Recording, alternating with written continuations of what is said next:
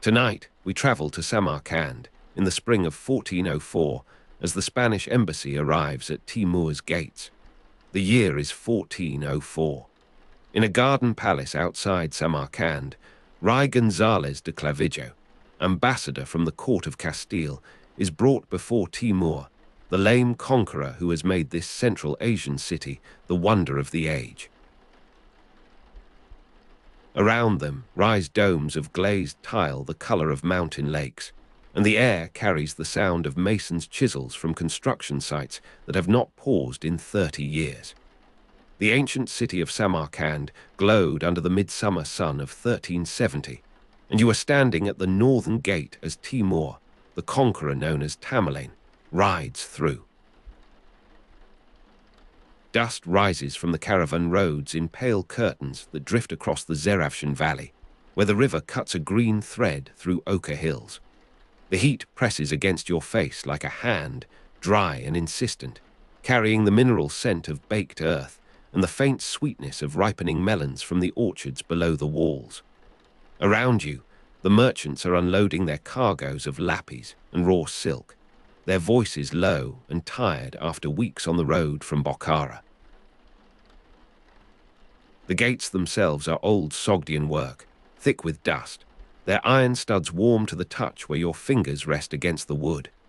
Timur, who was born around 1336 near Samarkand, returned to the city of his birth with an army at his back and the title of Amir. You watch him pass, this Timur the lame, this Timur Lenk, whose left leg drags slightly in the stirrup and whose right arm carries the stiffness of an old wound. The name Tamerlane derives from Timur Leng, and already the soldiers are using it in whispers, half in fear and half in rough affection. He is 44 years old in this summer of 1370, and the tribal confederation he has bent to his will stretches from the Oxus to the borders of Persia. Timur founded the Timurid dynasty as emir of a Turco-Mongol tribal confederation based in Samarkand, and now he means to make that foundation visible in stone and glazed tile. The horse sweat and felt from the Mongol camps outside the walls drifts across your awareness as you follow the procession inward, a dense animal musk that clings to the back of the throat. These are not the armies of settled peoples, with their banners and their drilled formations, but the scattered encampments of clans who still remember the steppes, who still speak of Genghis Khan as other men speak of weather. Timur sought to restore something like the Mongol Empire under his own supremacy, and the ambition hangs over him like the dust he raises, visible to all who know how to read the signs. You pass between rows of felt tents where women tend cooking fires and children chase each other through the ropes, their laughter sharp and brief in the heavy air. Samarkand is often said to be derived from Sogdian, meaning stone city or rock town, and the old walls show their age in crumbled courses and patched gates. Yet Timur made Samarkand his capital around 1370, with the deliberate care of a man choosing the site of his own memorial, and already the first changes are spreading through the streets like water finding level. You turn a corner into the bazaar quarter and find yourself among the first wave of the displaced, the craftsmen deported from conquered territories to build up Samar's new glory. A Persian mason from Tabriz is arguing with a Syrian carpenter from Damascus about the angle of a vault, their gestures slow and emphatic in the heat, while a tile maker from Delhi crouches over a bed of cooling glazes, his fingers stained blue-green with copper oxide. The blue-green glaze of newly fired tiles cooling in shaded courtyards catches your eye from an alleyway, where a workshop has been improvised beneath a grape arbor, the finished squares stacked like precious manuscripts in the dimness. The sound of thousands of masons working across the city, described by visitors as unceasing, reaches you now as a composite texture of chipping and mixing, and the rhythmic scrape of plaster spread on fresh brick. It is not unpleasant, this murmur of construction, but it has already begun to reshape the acoustic character of Samarkand, overlaying the old merchant calls with something more permanent and more demanding. You find a fountain in a small square and wet your hands, the water surprisingly cold, drawn from the deep canards that thread beneath the streets. The taste of melon and iced sherbet served at Timur's garden audiences seems almost present in the memory, though you have not yet been invited to such an occasion, and perhaps never will be. The Conqueror himself has dismounted at the citadel, and you observe from a respectful distance as he surveys the old palace of the previous dynasty with the patience of a man who has waited decades for this vantage. Yet Timur was simultaneously a generous patron of art and literature, and the contradiction does not seem to trouble him as he gestures toward a crumbling arcade and speaks to the architect at his side, his voice carrying clearly in the still afternoon. He wants turquoise domes to replace mud brick across the skyline, and the ambition is so vast that for a moment you cannot imagine the city as it will become, cannot stretch your mind across the decades of labor required. The dry heat of the Zeravshan Valley in July, when dust rises from the caravan roads, has begun to soften toward evening, the light turning amber, and then rose as the sun sinks toward the horizon. You make your way toward the southern quarter, where the first of the new garden complexes is taking shape, and find yourself among a crowd gathered for an impromptu distribution of food.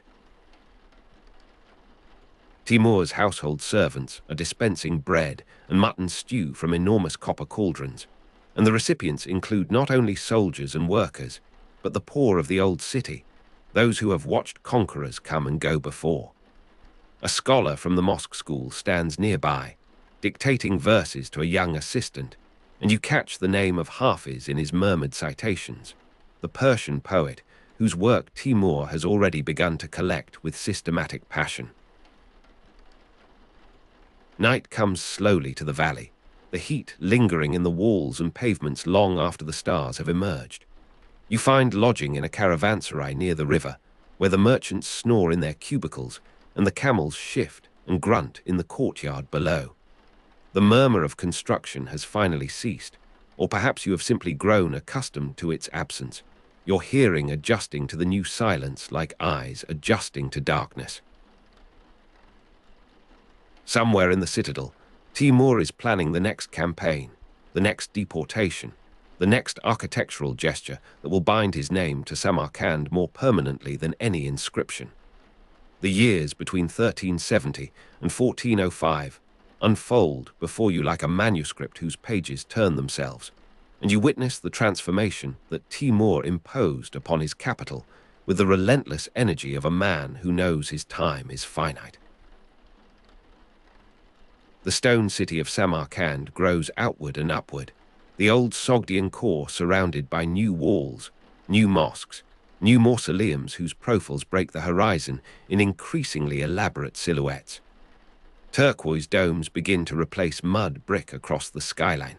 and the color becomes synonymous with Timurid ambition, visible for miles across the valley as a declaration of permanence in a world of conquest and flux. You walk through streets where the languages of half Asia mingle in the commerce of building. Persian for poetry and administration, Turkish for command and cavalry, Arabic for law and theology, and the local Sogdian dialects persisting in the marketplace like water in low ground.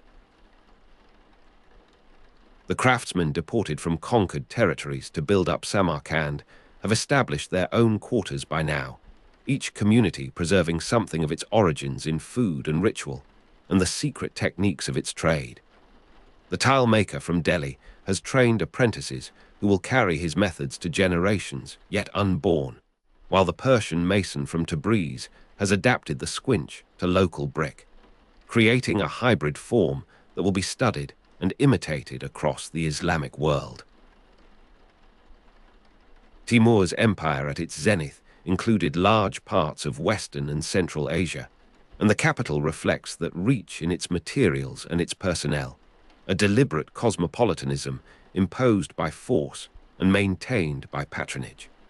You find yourself present at one of Timur's garden audiences in the summer of 1401.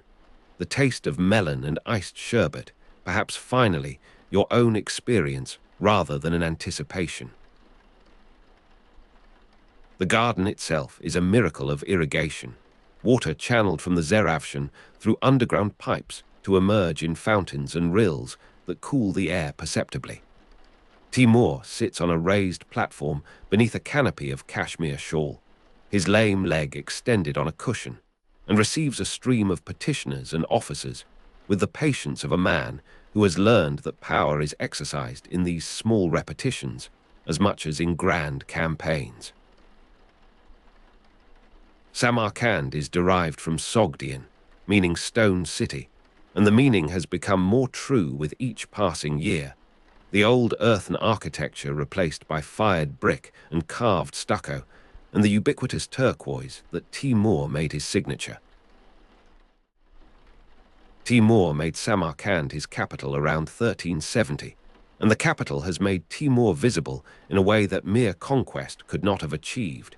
His name written across the skyline in domes and minarets that will survive the dynasties that follow his own. The narrative of Timur's life approaches its final chapter, though the man himself remains vigorous beyond what his years would suggest. You observe him in the winter of 1404, planning the campaign against China that will carry him eastward in the spring, his mind still ranging across distances that would exhaust younger men. Timur was born on 8 April 1336 in Kesh, near Samarkand, and the proximity of his birth to his chosen capital seems increasingly significant as age concentrates his attention on origins and endings. He speaks often now of his childhood among the sheep and goats, of the arrow wound that left him Timur the Lame, Timur Lenk, whose name Tamerlane derives from Timur Leng, and whose lameness became a kind of trademark, recognized and feared across the continent. The name Tamerlane has spread in the chronicles of his enemies as much as his friends, and he seems to find a grim satisfaction in its currency, proof that limitation can become legend when will is sufficient. The audience with Ibn Khaldun takes place in early 1405, and you are present in the great hall of the citadel as the Arab historian is conducted through the ceremonies of approach. Ibn Khaldun has travelled from Egypt at Timur's summons, curious and apprehensive in equal measure, and the meeting between these two men of exceptional intelligence unfolds with the careful choreography of two systems of power acknowledging each other across cultural distance. Timur held conversations with Ibn Khaldun, who described them in his autobiography, and the written record preserves something of the tone, the mixture of philosophical abstraction and practical political observation that occupied their hours together. Timur recognized the importance of knowledge through these discussions, and the recognition is visible in the way he leans forward when Ibn Khaldun speaks of the cycles of civilization, the inevitable decline of dynasties, the patterns that govern human aggregation and dispersal. Timur's forces defeated the Ottomans at the Battle of Ankara in 1402, and the victory hangs in the conversation as unspoken context, proof that the cycles Ibn Khaldun describes have not yet completed their turn for this particular empire. Timur sought to restore the Mongol Empire under his own supremacy, and the ambition has carried him further than any of his tribal predecessors. Yet the historian's words of warning find purchase in the conqueror's mind. You can see it in the narrowing of his eyes, the slight delay before he responds. The taste of melon and iced sherbet is absent in this winter meeting, replaced by the hot spiced wines of the season and the dense meat stews that sustain against the cold. Yet the garden itself is visible through the tall windows, dormant and waiting, its geometry of water channels and flower beds buried under frost until the returning warmth. Timur was simultaneously a generous patron of art and literature, and the generosity extends to this conversation. the precious gift of attention from a man whose time is claimed by 1,000 demands. Ibn Khaldun departs with his life and his notes intact, a rare outcome for those summoned to the presence of a ruler whose reign was marked by brutality and tyranny, and the departure itself seems almost miraculous in retrospect, proof that knowledge can sometimes purchase what force cannot secure. The end comes suddenly, though it has been approaching with the inevitability that Ibn Khaldun described. Timur died on 19 February 1405, near Shymkent, far from the stone city he had made his own, carried off by fever as he prepared for a Chinese campaign that was to be his final assertion of Mongol restoration. You are not present at that distant encampment, but you imagine it easily enough. The conqueror's body cooling in a felt tent, the confusion of succession already beginning among his commanders, the vast empire held together by will now facing the test of institutional vacuum.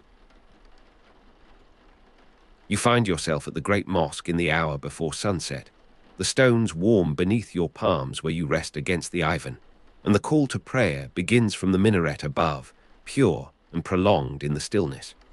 The taste of melon and iced sherbet belongs to memory now, to the chronicles and the recollections of those who survived to write. Yet the gardens themselves persist, the water still flowing, the melons still ripening in the heat that rises from the Zeravshan Valley. You are standing at the edge of a quarter that did not exist 3 years ago, where the sun rises over fresh mud brick, and the smell of wood smoke carries unfamiliar spices.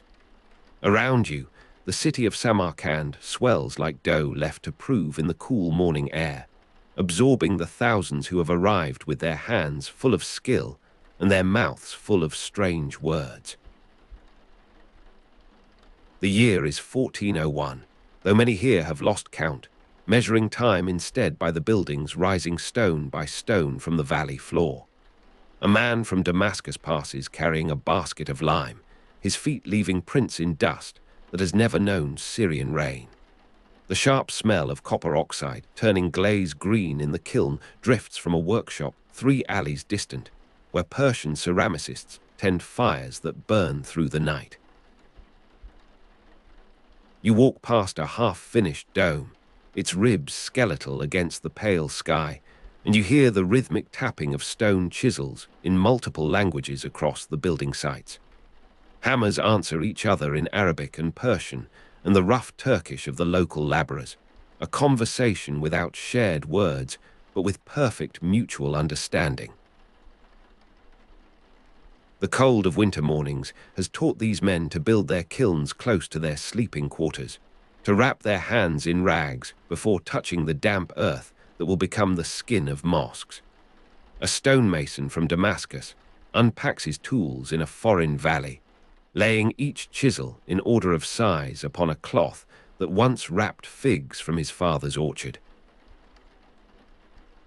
His name is Yusuf ibn Ibrahim, though the foreman calls him only Dimashqi, the man from Damascus, and he has learned to answer to this name as if it were his own.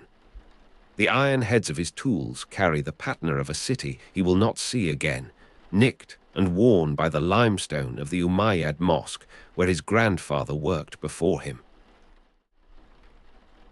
He sets them out in the grey light of early morning, each handle smoothed by decades of palm sweat, each edge sharpened on a stone he carried from the Barada River Valley. The valley here is different, broader, the mountains farther, and more blue than any he knew in Syria. But stone is stone, and the cut must be clean, and the mortar must hold, and the dome must stand against the wind that comes down from the steppe in March. The forced migrations continued throughout Timur's campaigns in the 1380s and the 1390s, and they have not ceased entirely even now, in the first years of the new century, though the lame conqueror lies in his tomb in Samarkand, and his successors gaze northward and eastward with restless eyes. Yusuf was taken from Damascus in the year 1401, when Timur's army turned southward from Baghdad, and according to some accounts, the city of the Umayyads submitted to fire and negotiation. He does not speak of what he saw in those weeks, but his tools speak for him, and the walls he builds speak, and the mosque that will bear the Conqueror's name will carry in its bones the memory of a Syrian afternoon when the jasmine was in bloom, and a young man thought he would die in the city where he was born. Persian tile painters teach local apprentices the Gur-e technique in a workshop that smells of linseed oil and manganese purple.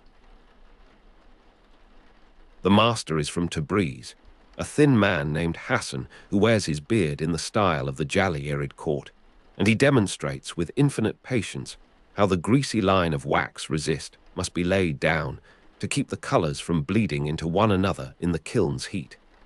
His hands move with the certainty of 40 years, tracing the arabesque from memory, while his mouth forms words in a Turkish the apprentices barely comprehend. The technique itself is older than any of them, carried from Al-Andalus to Morocco to Persia across the centuries, and now it crosses another border into the hands of boys who will teach their own sons in a city their grandfathers did not know existed. You watch as a boy of perhaps 12 holds his breath to keep his lines steady, the wax trailing from a fine brush made from the ear hair of a cashmere goat. The color pools against the resist line, cobalt and turquoise, and the copper green that the Damascus kilns will make famous in this valley. Around him, other boys work at other tables, and the light falls through the high windows in long rectangles that move slowly across the floor as the morning passes. The sound of the azan reaches them even here, even through the clay dust and the murmur of instruction, and the master from Tabriz pauses in his demonstration, his brush suspended, until the call completes its circuit and the work resumes. A quarter of the city grows where Syrian weavers establish their looms, spreading like water, finding the level of a new container. You walk through streets where the warp threads hang in doorways like vertical rain, where the click of wooden shuttles provides a percussion beneath the calls of vendors selling pomegranates and melon seeds. The weavers were settled here by order of the city prefect, grouped by trade as much by origin, though origins blur when men share bread and the fear of what tomorrow brings. Women work the looms too, in the inner rooms where no stranger enters, and their daughters learn the patterns of Aleppo and Hama before they learn to write their names in any alphabet. The taste of flatbread, baked in a tandoor by a Syrian who has adapted his recipe to local grain, reaches you from an oven built into the quarter's outer wall.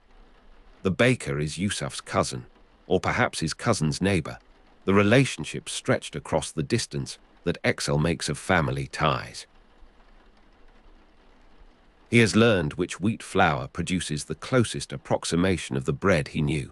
which temperature of the clay oven's interior wall yields the proper blistering, which moment to pull the round from the fire before it hardens beyond redemption. The bread is slightly wrong, as all things are slightly wrong in this place, and it is entirely right, as all things made with care become right in time. Children gather at the oven's mouth for the first pieces, speaking a language their fathers would not recognize, and the baker speaks to them in this new tongue while his hands remember the old. Samarkand's population swelled with these imported artisans and labourers, growing from a respectable Silk Road entrepot to a capital that would astonish the ambassadors of distant courts. The swelling was not gentle, not voluntary, not the gradual accumulation of merchants and holy men and seekers after pasture that had built the city across the centuries. It came in columns of the displaced, in caravans of the necessary, in the wake of armies that measured victory not only in territory, but in the transfer of capacity from one place to another. The policy was deliberate, systematic, as much a part of Timur's method as the Tower of Skulls he raised at Isfahan and the pyramids of heads at Baghdad and Damascus itself. Where another conqueror might have destroyed the skilled and enslaved the strong, Timur chose to move them, to transplant the roots of one civilization into the soil of another, to make his capital bloom with flowers that had grown elsewhere. The deported populations included stonemasons, ceramicists, calligraphers, and metalworkers, each category settled where their work would be most needed, where their proximity to other craftsmen would produce the combinations that the conqueror desired. You are standing now in the street of the metalworkers, where the ring of bronze on bronze carries from workshops that face each other across a space barely wide enough for two loaded donkeys to pass. The craftsmen here are from Persia, from Tabriz and Sultaniya, and the smaller cities of the Iranian plateau, and they have brought with them the techniques of inscription that make Timurid metalwork recognizable across the Islamic world. They beat the copper thin, they raise the vessel on stakes, they trace the design with a stylus before the chasing begins, and the names they write are not their own, but those of patrons who will never know the hands that formed the letters.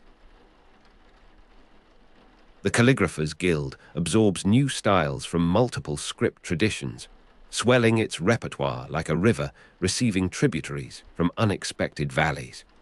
You enter the guild house through a door that requires stooping, into a courtyard where paper dries on lines strung between mulberry trees. The master calligrapher is a man from Baghdad by way of Damascus, his own training combining the rounded elegance of the Iraqi school with the angular severity that Syrian practice favored in the decades before the conquest. Now he studies the work of a Persian who arrived last spring, whose Nastaliq flows with a slant that seems to lean into an invisible wind, and he wonders whether this too can be absorbed, whether the guild's definition of correct form can stretch to include what his teachers would have rejected as improper. His students copy texts onto paper made from the same mulberry trees that shade the courtyard, their fingers stained with ink that must be mixed fresh each morning. They feel the cold in the stiffness of their joints, in the reluctance of the ink to flow from pens that have grown sluggish overnight. They warm their pens in their mouths, a gesture that marks them as members of a craft that consumes the body even as it elevates the spirit, and they write the same phrase 100 times until the hand moves without the interference of thought. Some of these students are the children of deported craftsmen who grow up speaking both their father's tongue and Chagatai Turkish, their ears tuned to frequencies that their ancestors never knew existed, their hands capable of scripts that belong to multiple worlds. The rhythmic tapping of stone chisels reaches you again as you move from the calligrapher's quarter toward the great construction that dominates the eastern city. This is the mosque of Timur's widow, or perhaps of his favorite general, or perhaps of a saint whose name has been forgotten in the proliferation of foundations that mark the city's expansion. The stone is the color of old ivory, quarried from the hills that rise to the north, and the Syrian masons have taught the local laborers to dress it with the same care they would have lavished on the limestone of their homeland. The chisels speak in accents that the stone does not distinguish, making of their various origins a single utterance, a single purpose, a single wall that will stand when all their hands have returned to the dust. Yusuf is there among them, his tools now supplemented by others he has made himself from local iron, his technique modified by the qualities of this foreign stone. He has trained 3 apprentices, 2 of them local boys who will never see Damascus, one a younger cousin who arrived with the last deportation of 1403 and who still weeps in the night when he thinks no one hears. Yusuf hears and says nothing, for what is there to say that would not deepen the wound? Instead, he demonstrates again how the chisel must enter at this angle for this grain, how the mortar must be worked until it is neither too wet nor too stiff, how the course must be checked with the level, and the plumb line before the next is laid. The cousin learns, as Yusuf learned, as his grandfather learned, the chain of transmission unbroken even as the cities change, and the languages blur, and the sharp smell of copper oxide drifts across from the ceramic quarter to mark the hours of the working day. The mixing of Persian, Syrian, and Central Asian traditions produced the characteristic Timurid aesthetic, visible in the buildings that rose across Samarkand in the first decades of the 15th century, and in the objects that traveled from this city to courts as distant as Cairo and Beijing. You can trace it in the dome that Yusuf builds, where the Syrian technique of stone construction meets the Persian preference for double-shell structures, where the Central Asian inheritance of timber reinforcement solves problems that neither of the other traditions addressed directly. The result is neither Syrian nor Persian nor local, but something that carries the DNA of all three, that speaks in a visual language that connoisseurs learn to recognize as Timurid, as belonging to a moment and a place that could only have existed in the convergence of these particular forces at this particular time. The sound of the azan marks the afternoon prayer, and the chisels fall silent, and the looms pause, and the brushes rest in their jars of clean water. You stand in the space between buildings, in the shadow of a minaret that was completed only last spring, and you listen to the calls overlapping, competing, harmonizing in their accidental polyphony. The muezzin of this mosque is from Tabriz, his Arabic shaped by Persian vowels, his cadences influenced by the music of the Iranian plateau. The muezzin of the next mosque is Yusuf's cousin, trained hastily for a role he never sought, his Syrian pronunciation archaic to the ears of the locals, correct to the ears of the few who remember how the call sounded in the Umayyad precincts. Between them, a third voice, local, young, trained by a teacher who learned from a teacher who learned from a teacher whose name is lost. The chain of transmission as mysterious and as necessary as any other craft lineage. The craftsmen were settled in specific quarters of the expanding city, but the boundaries grew porous with time, as boundaries always do when people share the necessities of living. You walk from the stonecutter's street to the weaver's district to the metalworker's lane without crossing any formal border, the transition marked only by the changing sounds and smells and the gradual shift in the faces that pass you. Here the eyes are more likely to be blue, they're more likely to be dark. Here the dress hints at Persian origin, there at Syrian, but everywhere the common language of trade and survival, and the gradual building of something that no one planned but many contribute to. Deported artisans worked on mosques, mausoleums, and palaces throughout the city, their labor visible in the structures that defined the skyline, and in the decoration that clothed those structures in color and pattern and the written word.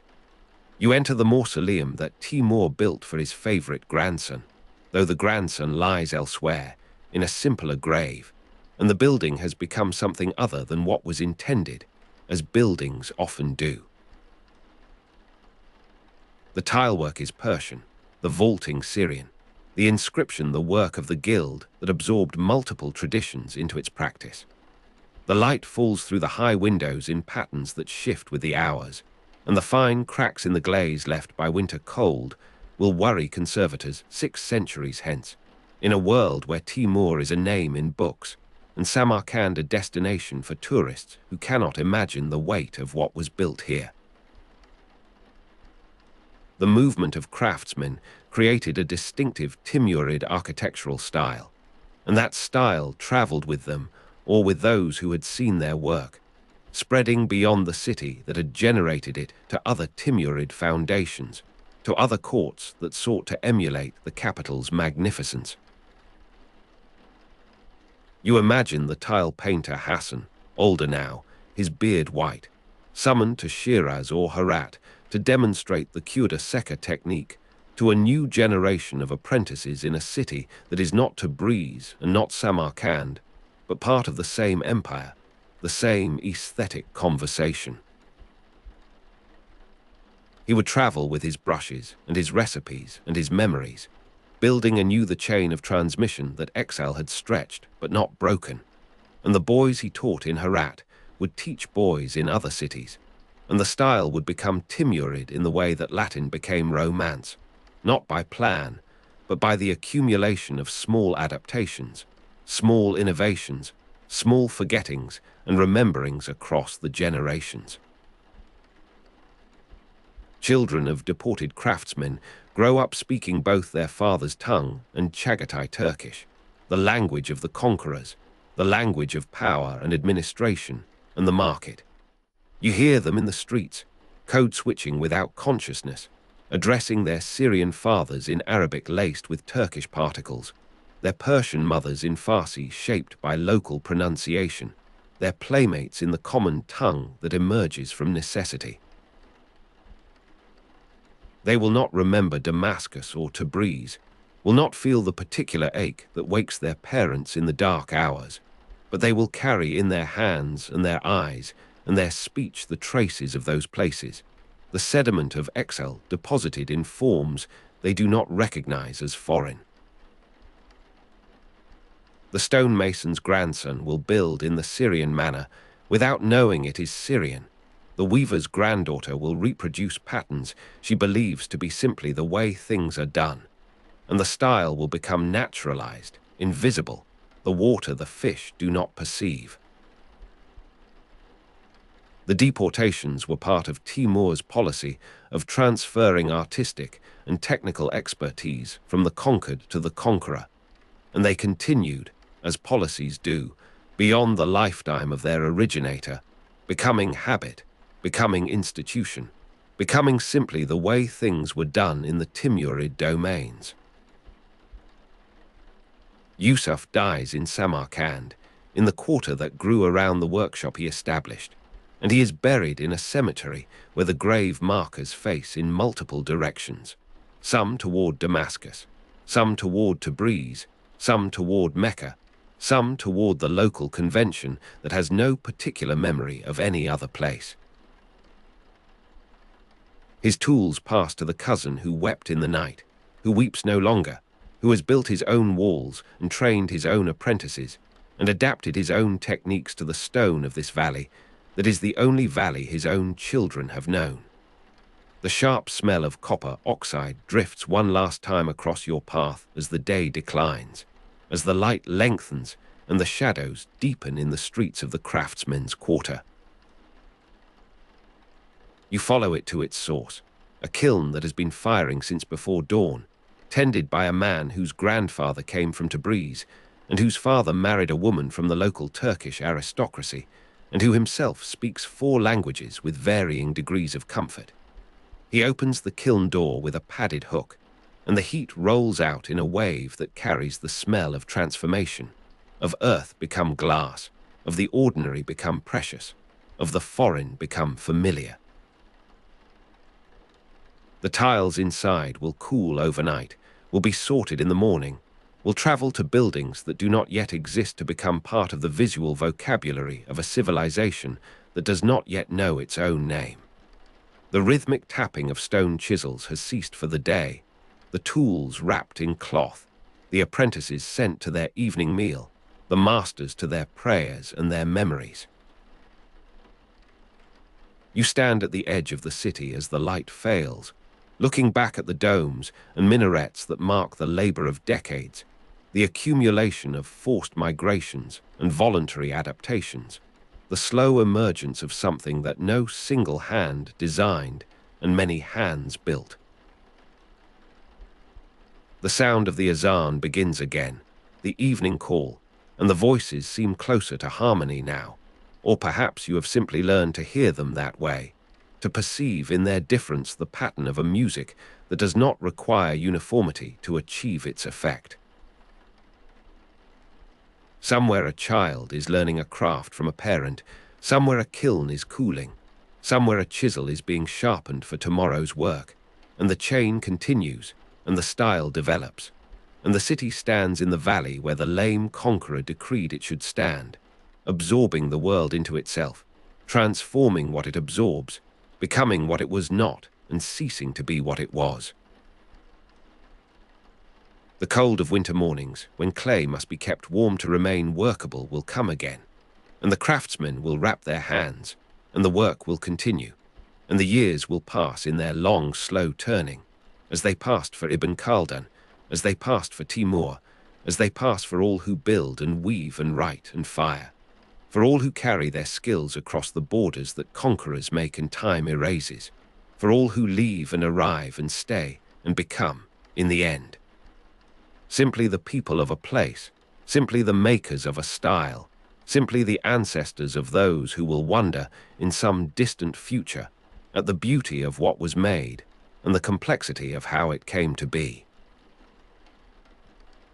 The sun rises over Samarkand, and you are standing at the edge of the Registan plain, where the morning mist still clings to the low ground between the city walls and the rising bulk of a new foundation.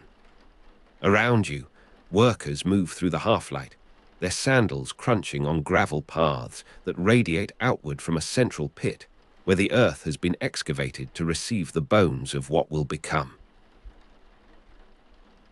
The cold air moves across your face, carrying the smell of quicklime and sand from mortar mixers that the night shift has prepared for the dawn crew.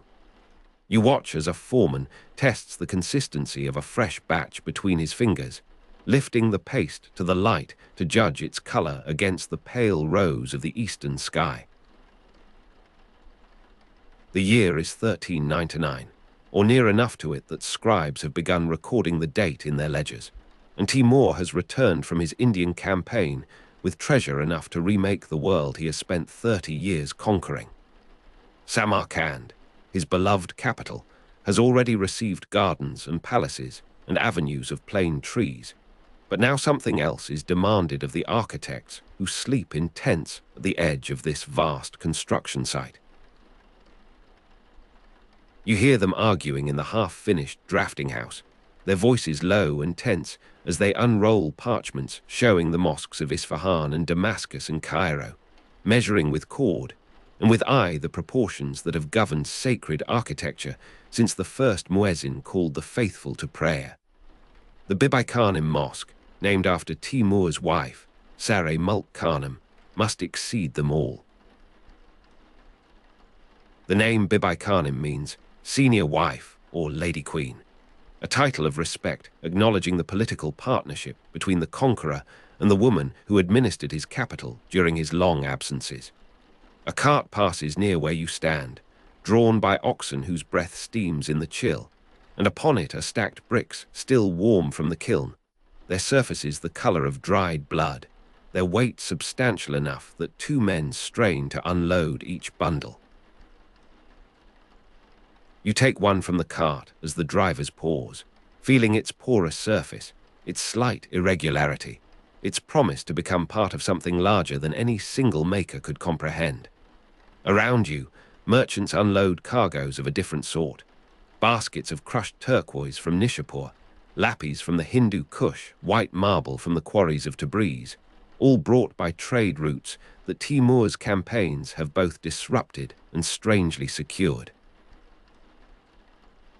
The weight of this single baked brick in your hand, warm from the kiln, becomes a measure of the labor ahead. For this mosque will consume millions of such units, each one lifted and placed and mortared by human effort across the years of building. The geometric shadow cast by a marble screen across the courtyard at noon will one day divide sunlight into patterns of sacred mathematics. But for now, the screen exists only in the minds of craftsmen who sit cross-legged in their workshop, drawing with reed pens the interlacing forms that will translate divine order into visible shape. You walk among them in the afternoon, when light falls through the canvas roof in shafts that illuminate dust motes and fine particles of stone hanging in the air. A young man from Shiraz is fitting thousands of turquoise tesserae into a wooden frame, and you observe the slight squint of his eyes, the way he pauses every few minutes to rest his gaze on distant mountains where haze has turned the horizon to soft blue-gray. His fingers move with unconscious precision, selecting from sorted piles the exact tone that will continue the pattern across the surface of the entrance portal, which will feature intricate mosaic tilework with geometric and floral designs when finally raised into position. The mosque is being built with deported craftsmen from across Timur's empire, and you hear their languages mixing in the construction yard. Harsh consonants of Azerbaijani Turkish, liquid vowels of Persian, occasional syllables of Arabic prayer marking the faithful among the captured workers. They eat together at communal kitchens, rivalries and resentments submerged in shared labor of raising something none could build alone. You sit with them one evening as heat drains from the baked earth and first stars appear in the deepening vault above, listening to a mason from Baghdad describe the great mosque of his home city, its proportions and its history, his voice carrying the particular nostalgia of exile who cannot return. The mosque complex will include a madrasa and a khanaka, spaces for learning, and for the Sufi brotherhoods that will animate spiritual life of the finished institution, and planners have staked out their foundations to the north and east of the central prayer hall, where the dome will eventually rise. Construction has begun around 1399 after Timur's Indian campaign, and the pace of work reflects the conqueror's impatience as much as his vision. The mosque is intended to be among the largest in the Islamic world, a claim requiring not merely ambition, but willingness to push beyond boundaries of what engineering can reliably accomplish. You attend the meeting where the chief architect presents his calculations to Timur's representatives, his voice steady despite knowledge that his predecessor was dismissed for proposing something too modest. The main portal will stand approximately 38 meters high in the final design, though at this stage it exists only as marks on the ground and piles of dressed stone awaiting their turn to be lifted. The scale strains available engineering knowledge of the time, and you see this strain in worried consultations among master builders, in their repeated measurements, in the way they send to distant cities for treatises on vault construction that may or may not exist in colleagues' libraries. The echo of a dropped tool reaches you one morning when you have wandered into the emerging structure, your footsteps ringing against stone floor that has been laid but not yet covered with carpets that will eventually soften the sound. A laborer has let fall his iron lever, and the clang reverberates for long seconds in the empty space, multiplying to suggest both the grandeur of what is intended and the vulnerability of what has been achieved. The mosque's construction is being rushed to completion before Timur's death in 1405, and this haste will leave its marks in the fabric of the building, in joints that do not quite meet, in stresses that will accumulate across decades until they demand their release. You stand in the center of this acoustic chamber and feel the silence that returns after the echo dies, the silence of potential, of something waiting to become itself. Winter comes to Samarkand, and with it the suspension of work on upper levels, though kilns continue burning and mosaic workers continue their patient labor in sheltered workshops. You watch snow fall on incomplete walls, whitening courses of brick that rise in irregular stages around the perimeter, the highest sections capped with temporary roofs of reed matting to protect fresh mortar from freeze-thaw cycles that would otherwise reduce it to powder before spring. The smell of quicklime and sand mingles now with smoke of heating braziers, a compound scent speaking of human persistence against seasonal rhythms that would otherwise halt all outdoor labor. The craftsmen will later rebuild with modified proportions, accepting a lower profile after the first disaster teaches them limits of their art. That first collapse sends stone crashing into the prayer hall during construction, a catastrophe you do not witness directly, but arrive to see in its aftermath. dust still settling over broken scaffolding and twisted bodies of those who could not run fast enough. The dome, intended to be the largest attempted in the region, has proven too ambitious in its original conception, its weight too great for supporting piers meant to carry it upward into sky above Samarkand. You move through wreckage with surviving architects, noting sheer lines in masonry, points where thrust exceeded resistance, the fundamental miscalculation that has brought down not merely stone, but human hopes. This first failure will be followed by others, each requiring reassessment of what is possible and what must be sacrificed in pursuit of Timur's commanding vision. The mosque will be damaged by earthquakes in subsequent centuries, but seeds of that damage are planted now, in compromises that builders must make to satisfy their patron's timeline and his pride.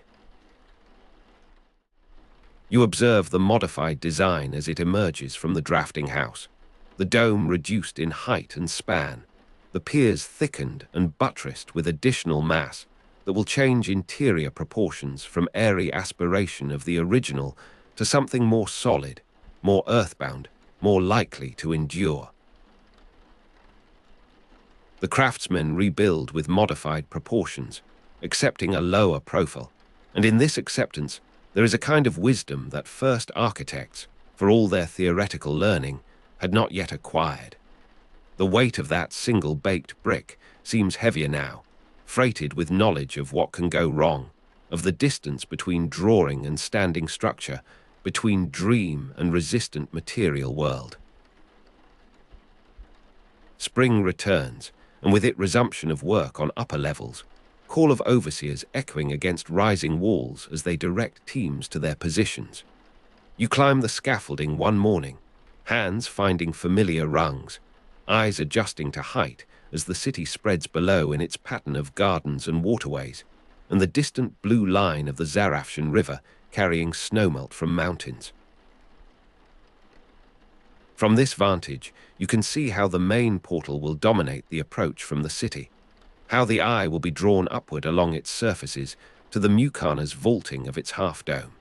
how inscription bands will proclaim the glory of God and the glory of Timur in the same breath, as if these were continuous rather than competing claims. The geometric shadow cast by the marble screen across the courtyard at noon will fall differently now, adapted to revised dimensions, but it will still perform its function of dividing sacred space into zones of light and patterned shade. The mosque stands incomplete as Timur's funeral procession passes nearby, though you do not see this passage directly, hearing of it instead from those who stood at the edge of the road, as the body of the Conqueror was carried toward his final resting place in the Gur-e Amir mausoleum. You are in the prayer hall when the news reaches the construction site, workers pausing in their labor as word spreads through the compound, the complex mix of grief and uncertainty that attends death of any great patron,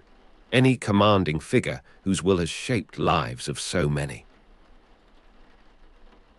With Timur's death, the urgency of completion begins to dissipate, resources that flowed so freely now requiring new petitions to new authorities, the singular vision fragmenting into competing priorities of a realm that must find its way without its founder. The Bibi-Khanym Mosque will eventually be finished, but not with concentrated energy of its beginning, not with sense of participating in moment of historical transformation that animated those first years of labor. You remain in Samarkand as decades pass, or perhaps you only return in imagination, for time moves differently in presence of buildings that outlast their makers. The smell of quicklime and sand becomes a memory, then a trace in dust accumulating in corners of completed structure, then nothing at all as centuries wear on and mosque enters its long period of decline. The main dome will collapse multiple times due to structural issues, and after final reconstruction in some later age, it will stand in a form that original architects would recognize but not entirely approve, their proportions further modified by necessities of repair. The earth itself asserts its power against human claim to permanence, geological time, underlying and eventually overwhelming the historical moment.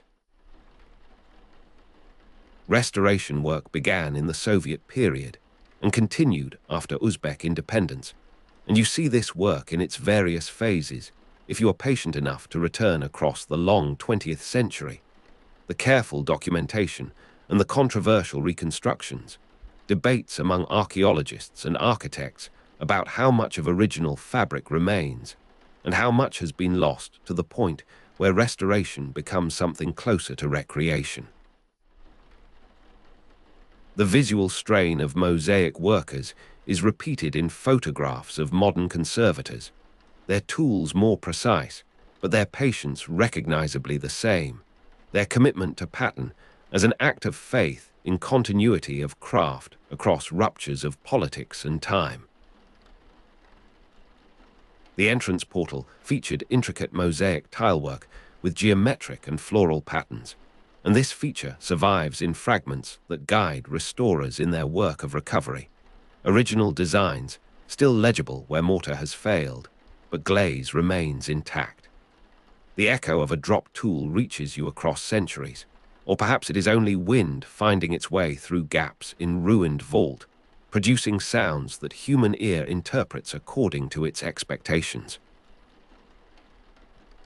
You stand in the completed mosque, or in its ruins, or in its restored form, and you feel the weight of all that has happened here,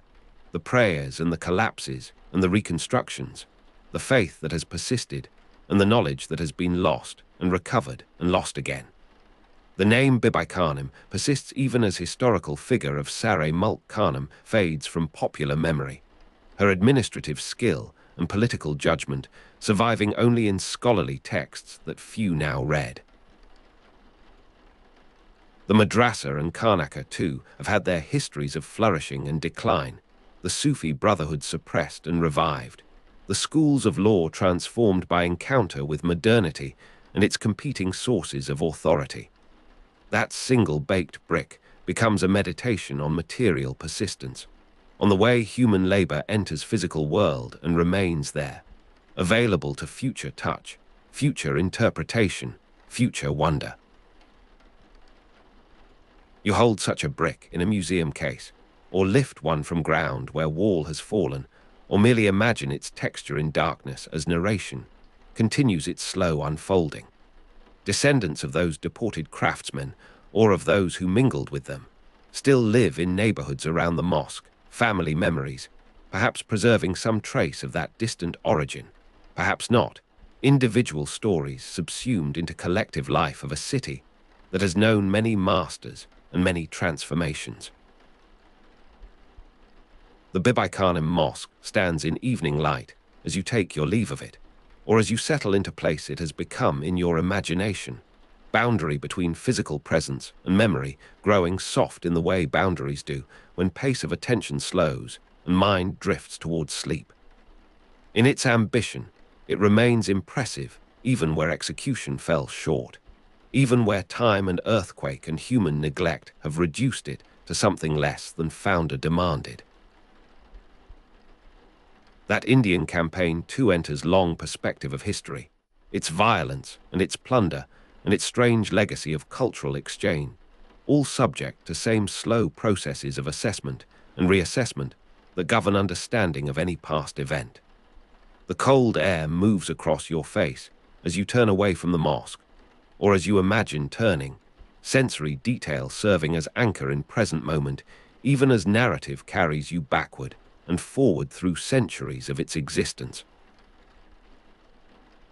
You carry with you, as narration draws toward its close, accumulated sensory impressions of this place and its making,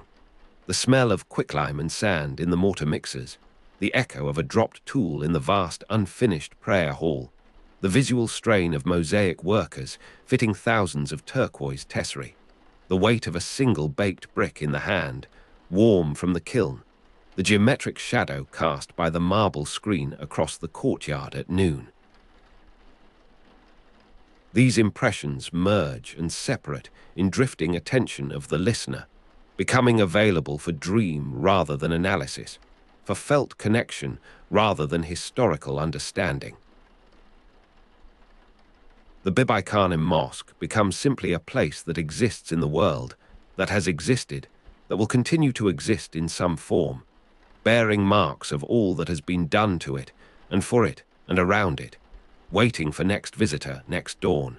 next slow turning of seasons that brings light at slightly different angles across its surfaces, revealing what was hidden, concealing what was plain.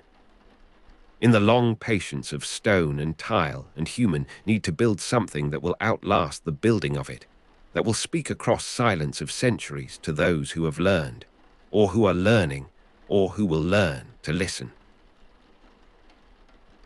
The snow is falling across the valley as you stand at the edge of the construction site in the winter of 1403. Around you, the workers have paused in their labor, their breath rising in thin clouds that dissolve into the grey air above the half-built walls.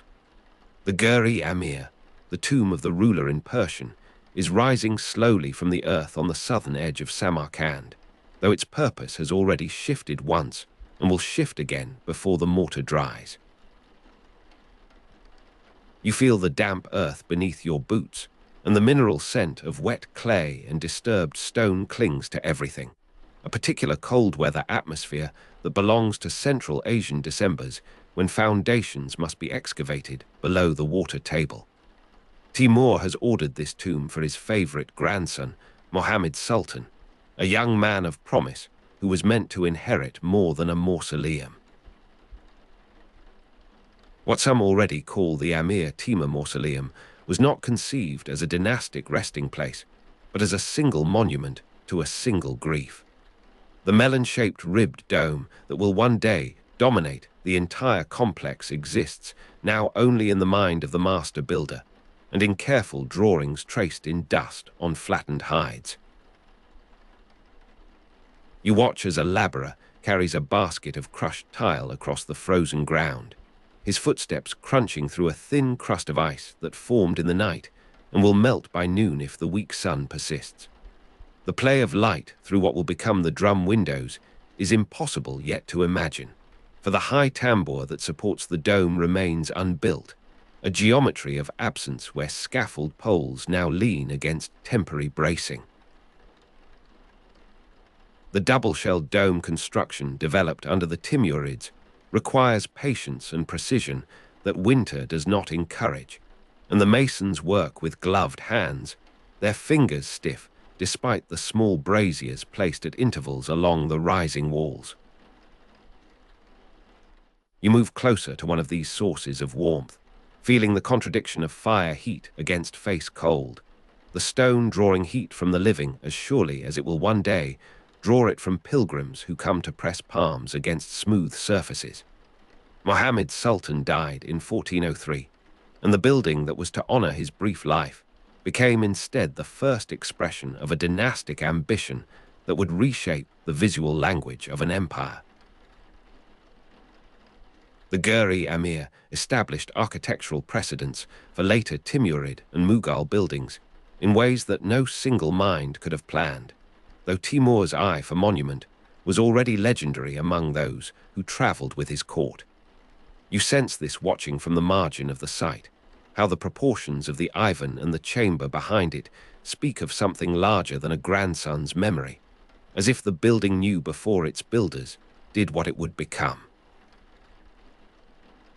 The chill of the crypt is already present in the excavated spaces below ground level, where the foundation was dug deep into soil that held winter's cold like a stored breath. The smell of damp earth returns to you now, not as memory, but as persistent atmosphere, the wet clay refusing to dry even when fires are lowered into the pits to prepare for the laying of stone. Workers emerge from these depths with mud-stained leggings and faces grey with the dust of frozen soil, their movements slower than their summer selves, as if the earth itself resists this intrusion into its winter sleep. By the spring of 1404, the Gur-e Amir has begun to assume its final form, though final is a word that stone rarely honors. The distinctive double-shell dome is taking shape in the minds of the craftsmen who will spend years perfecting its geometry, the outer shell rising above the inner to create that resonance of space, which gives the melon-shaped, ribbed dome its particular acoustic property. You stand inside the chamber one morning when the sun has climbed high enough to strike the eastern windows, and the play of light through the drum windows across the carved plaster walls begins for the first time, tentative and partial, a language of shadow and brightness that will speak differently in every hour of every day across the centuries to come. Timur himself was originally buried in a simpler tomb in his birthplace of Kesh, a fact that seems impossible now as you watch the labor prepare for something grander. The Amir Timur Mausoleum was not yet the Amir Timur Mausoleum in 1404, still officially the tomb of Mohammed's Sultan, still a building whose dedication had not caught up with its destiny.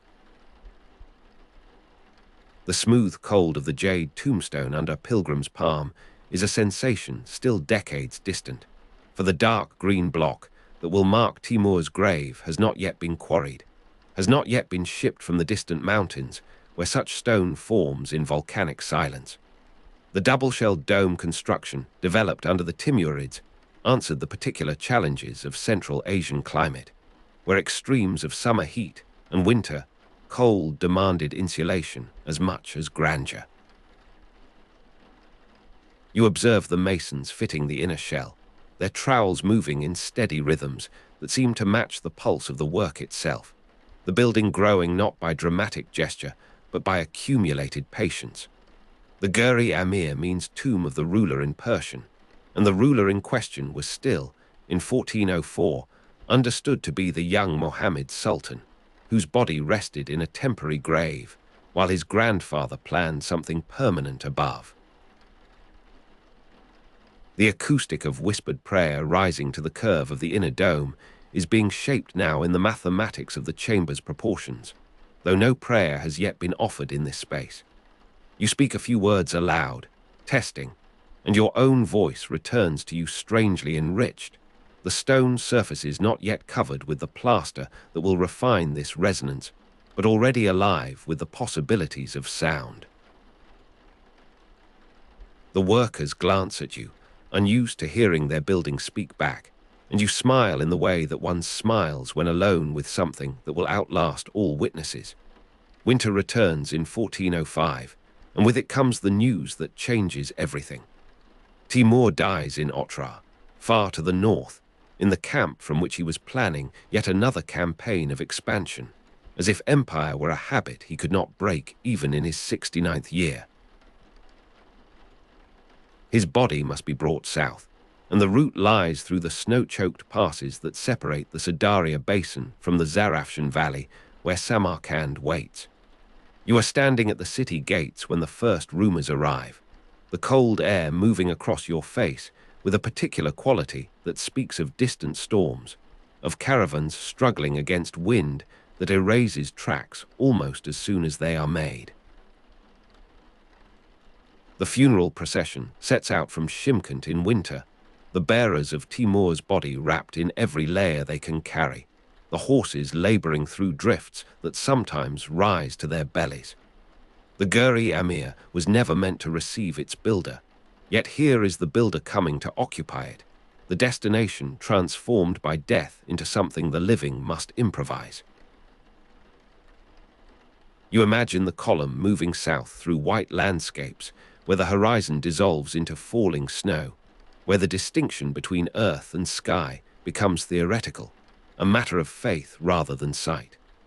The melon-shaped ribbed dome rises on a high tambour above the chamber where temporary preparations are being made in haste, the winter preventing proper completion of everything that Timur's own death requires. The mausoleum will one day contain the grave of Timur, Ulugh Beg, Shah Rukh, and Mir said Burke. But in February of 1405, only Timur's body is approaching, and the others are still living, still unaware that they too will one day be gathered here. The chill of the crypt welcomes its first permanent resident, the stone drawing heat from the living who have carried him, who stand now in the half-finished space uncertain of protocol, of precedent, of what words should be spoken. The jade tombstone was originally intended for a different purpose. This much you know from the whispers that circulate among those who handle the precious cargo when it arrives from the east. A single block of dark green jade marking Timur's grave would seem to have been carved for him, but the stone's history is older than its final placement, pulled from some other destiny by the urgency of death. You watch as it is lowered into position, the smooth cold of the jade tombstone under a pilgrim's palm, still decades in the future, still unimaginable to these rough hands that guide it now with ropes and wooden wedges, that speak to it in the muttered curses of men doing heavy work in cold conditions. The dome is the dominant visual element of the entire complex, and even unfinished it asserts this dominance, the eye drawn upward as if by the gravitational pull of its eventual perfection. The double-shelled dome construction developed under the Timurids creates exactly this effect, the outer shell visible from vast distances across the flat oasis landscape, the inner shell creating the sacred acoustic that will one day receive whispered devotion. You step back through the snow to gain perspective, your own footprints already filling with fresh fall, the building emerging from white ground like a memory half recalled, like something built in dream and only now discovering its solid form. The mausoleum was damaged and restored multiple times over the centuries, but in 1405 it has not yet been damaged, has not yet needed restoration, exists in the vulnerable freshness of first completion. Timur's body is placed in the crypt, the jade marker positioned above, and the ribbed dome seals the space above in a ceremony that must be brief because of the cold, because of the impossibility of gathering properly in weather that threatens the living more than it troubles the dead. You feel the ceremony rather than observe it, standing at the edge of the small group of officials and family who have managed to assemble, their voices carrying strangely in the dry air, the acoustic of whispered prayer still being born, still finding its nature in these first utterances. The Gur-e Amir influenced the design of the Humayun mausoleum in Delhi, though this connection spans centuries, and the Mughal builders who made it never saw the original with their own eyes. You stand in the completed building one evening in the years after 1405, when the plaster has dried and the tilework has been fixed in its patterns of cobalt and gold, and you understand how such influence travels, not through direct instruction, but through the accumulated authority of a form that has proven itself capable of bearing grief and grandeur in equal measure. The play of light through the drum, windows across the carved plaster walls, has become a familiar phenomenon now, the chamber holding its breath each morning as the sun clears the eastern rooftops and begins its slow traverse of the interior surfaces.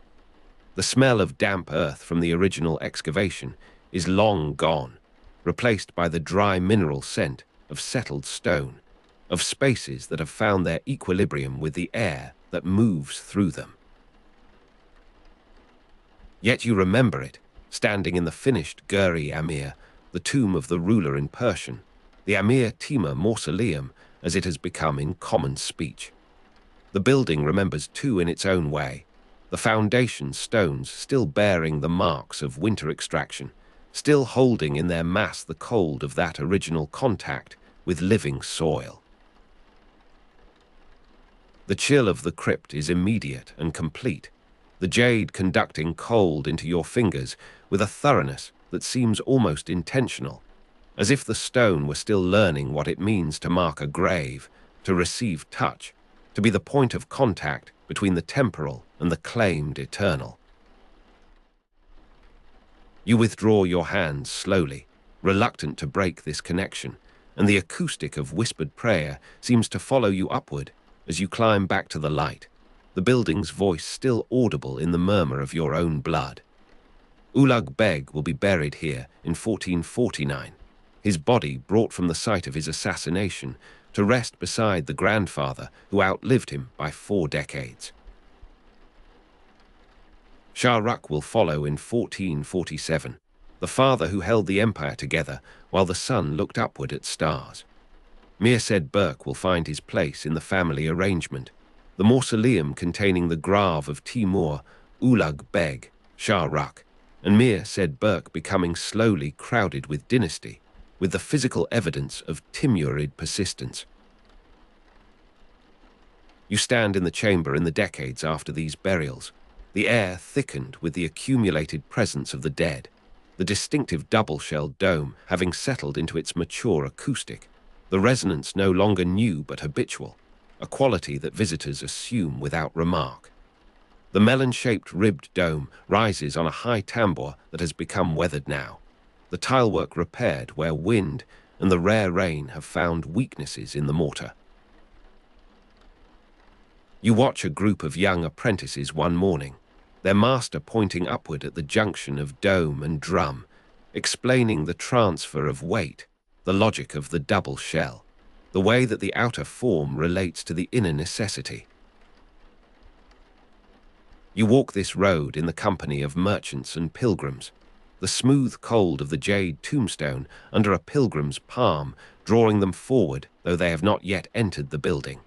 though they may never enter it, but only circle its exterior in the manner of those who approach sacred sites with cautious devotion. Workers move above you in the space between the shells of the dome, their voices carrying in the hollow resonance that the double-shelled dome construction was developed under the Timurids to create, this acoustic chamber that amplifies even the ordinary into something that seems to require attention.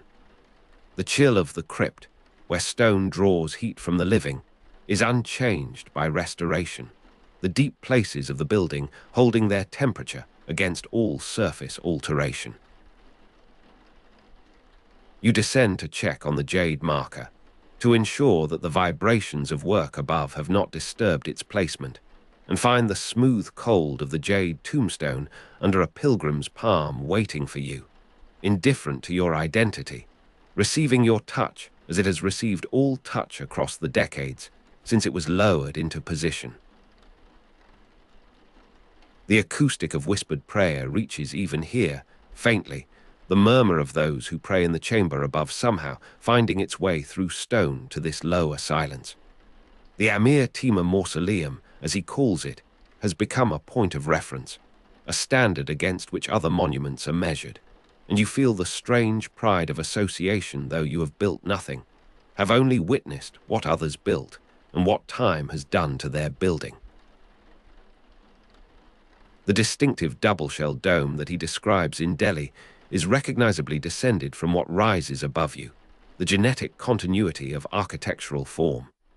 The mausoleum contains the grave of Timur, Ulugh Beg, Shah Rukh, and Mir said Burke, and you watch as a local scholar points out each marker to a group of visitors, his voice pitched to carry in the particular resonance of the space. The acoustic of whispered prayer makes his teaching audible even when he lowers his tone, even when he seems to be speaking to himself in the manner of those who have spent long hours alone with these names and dates. You move away from the group, not wanting to hear your own knowledge repeated, preferring the direct contact of stone and light, and the particular quality of air that this chamber holds.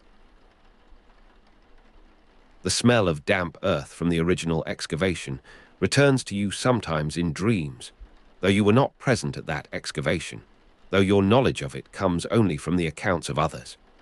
The building generates this false memory, this sympathetic resonance, as if the Gur-e Amir, the tomb of the ruler in Persian, were not merely stone and tile, but something capable of transmitting experience across the boundaries of individual lives. You wake from such dreams in the chamber itself sometimes, having fallen asleep in the afternoon warmth that pools in the western corner, and for a moment the dream excavation and the actual building exist in the same perceptual field, the same continuity of earth and aspiration.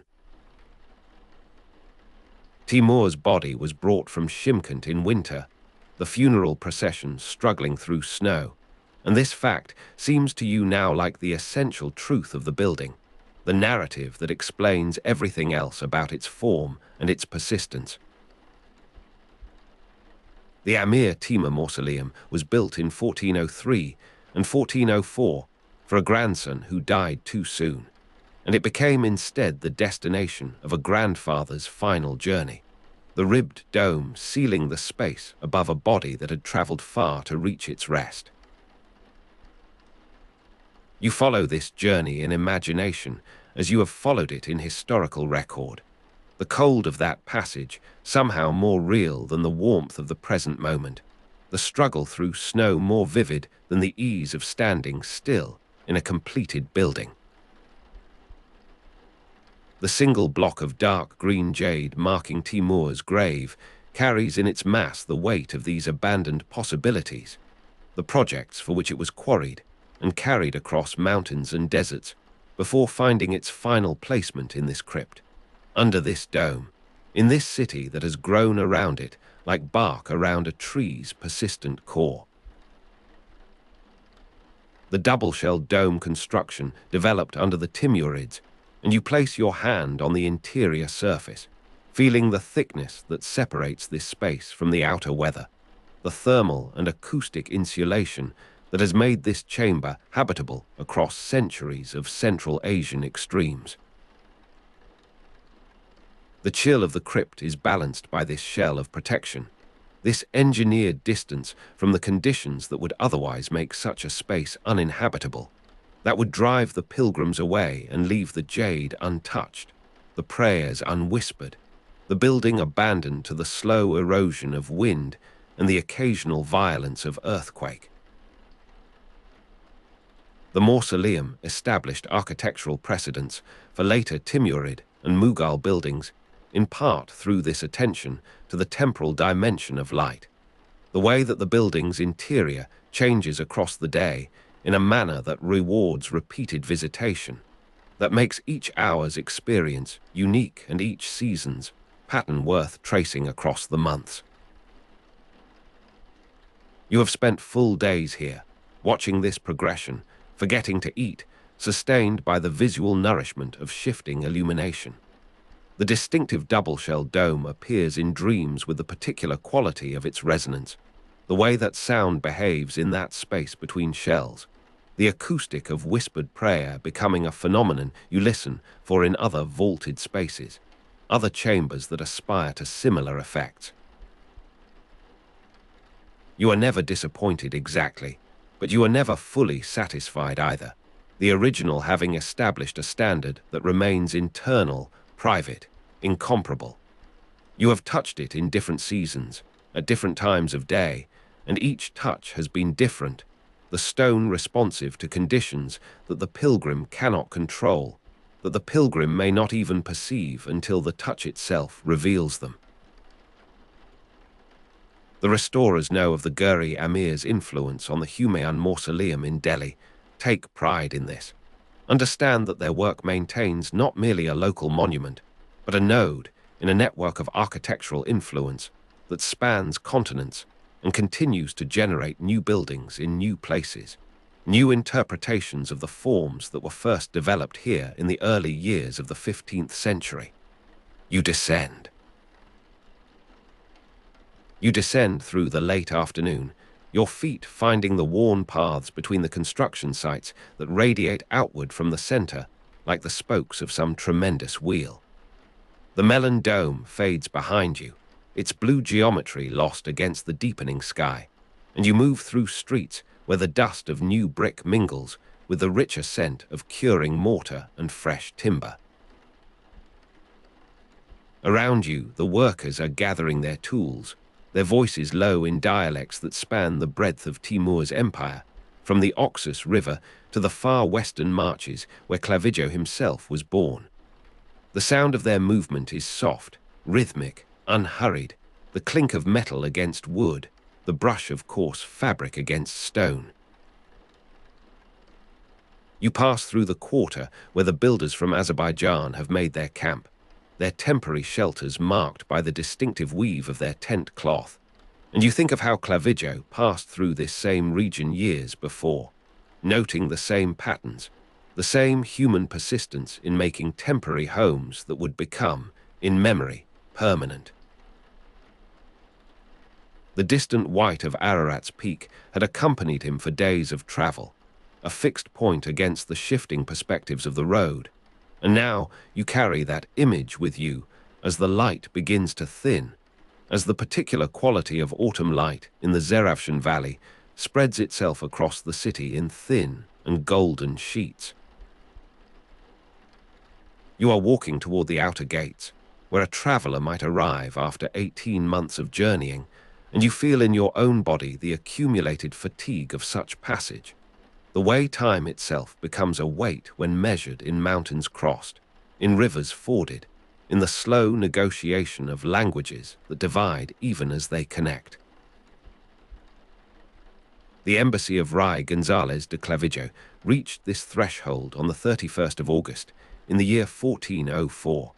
a date that would settle into his memory with the permanence of arrival after so much motion, so much uncertainty, so many mornings waking in unfamiliar air. The gates stand before you now, their height diminished by the scale of what lies beyond, their timbers reinforced with iron bands that catch the last light and hold it like stored warmth. You are standing at the harbour at dawn, though there is no harbour here, only the metaphor of arrival that persists in the traveller's mind, the sense of having crossed a threshold between one life and another. Clavijo had departed on the 21st of May, 1403, from near Cadiz, carrying the authority of King Henry III of Castile and Leon, and the journey had taken him by sea to Constantinople, then overland through Armenia and Persia, through landscapes that would blur in recollection into single impressions of difficulty and persistence. Around you, the merchants are unloading their cargoes, though here they are merchants of information, of position, of the careful negotiation of proximity to power that governs all movement within Timur's capital. The cold air moves across your face, carrying with it the scent of distant fires, of cooking oils, of the particular dryness that comes to Central Asian cities as summer relinquishes its hold. You pass through the gate, and the city receives you with the indifference of great cities everywhere, its attention fixed upon its own concerns, its own rhythms, its own vast project of self-creation that has consumed the energies of tens of thousands for more than a decade. Clavijo would describe the scale of construction in the account he would later compile, the markets, the organized quarters of the city, the way that Timur had gathered craftsmen from every corner of his conquests and set them to work in a display of power that was also, inevitably, a display of vision, of the capacity to imagine a city that would exceed all previous cities in its mathematical perfection, its symbolic density, its absolute concentration of the world's wealth and skill.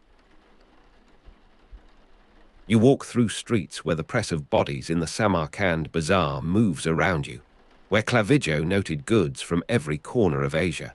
silks from China, spices from the Indian Ocean, metals from the northern mines, horses from the steppe with their distinctive conformation and their smell of distance and open grass. The taste of mare's milk Kumis offered in a Timurid yurt returns to you unbidden, a memory of hospitality received in some camp between here and the Oxus River, the modern Amu Darya, whose crossing had marked a boundary in Clavijo's understanding of how far he had travelled from the familiar. The drink is sour, slightly effervescent, carrying with it the whole culture of nomadic sustenance that underlies the monumental permanence of what Timur was building here. You swallow, and the sensation lingers, connecting you to that earlier traveller, to all travellers who have accepted sustenance from strangers, and found in that acceptance a temporary belonging, a respite from the continuous condition of passage. The embassy aimed to establish an alliance against the Ottoman Turks, and this purpose had carried Clavijo across the distances that now seem, in retrospect, almost mythical in their extension, their demand upon the body and the will. The light continues its slow withdrawal, the particular quality of autumn light in the Zeravshan Valley becoming more pronounced as the sun descends, the shadows lengthening with a deliberation that seems to match the pace of your own movement through these streets. You find yourself in a quarter where the craftsmen from Persia have established their workshops, the sound of metalwork emerging from doorways, the rhythmic tapping of hammer against bronze, the softer percussion of wood being shaped for furniture, for instruments, for the countless objects of daily life that accumulate in a city of this magnitude. Clavijo passed Mount Ararat and traveled through Azerbaijan and Tabriz, and each of these names carries its weight of sensory memory, its particular combination of light and temperature and human presence that distinguished it from every other stage of the journey. You pause to observe a copper vessel being shaped, the craftsman's hands moving with the unconscious certainty of long practice, and you think of how Clavijo would have paused similarly, how the diplomat's eye was also the traveler's eye, alert to the specific, the local, the irreducible fact of difference that made each place worth noting. The distant white of Ararat's peak had finally dropped below the horizon as Clavijo moved deeper into the territories that Timur controlled, and you feel something of that loss of reference, that sense of moving into a landscape where the familiar markers no longer apply and new ones must be slowly learned, slowly trusted. The embassy of González de Clavijo was not the first from Europe to seek Timur's favor, but it would be among the most carefully observed, the most fully recorded, the one that would leave the most detailed trace for later minds to follow. You continue through streets that grow quieter as evening advances, the domestic sounds replacing the commercial, the murmur of families gathered for meals, the occasional sharp note of a child's voice rising and falling. The cold air moves across your face again, and you pull your garment closer, feeling the texture of the wool, its slight resistance against your skin, its capacity to hold warmth that the air has relinquished. You are approaching the quarter where the great construction projects are most concentrated, where the laborers from distant provinces have been settled in temporary barracks that have become, through the passage of years, almost permanent in their own right, their inhabitants forming communities that span the distance between home and this imposed destination.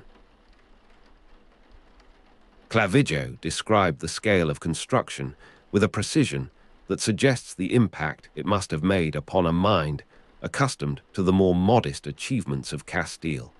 the relative poverty of a kingdom still engaged in its own slow consolidation, its own defense against the pressures that surrounded it.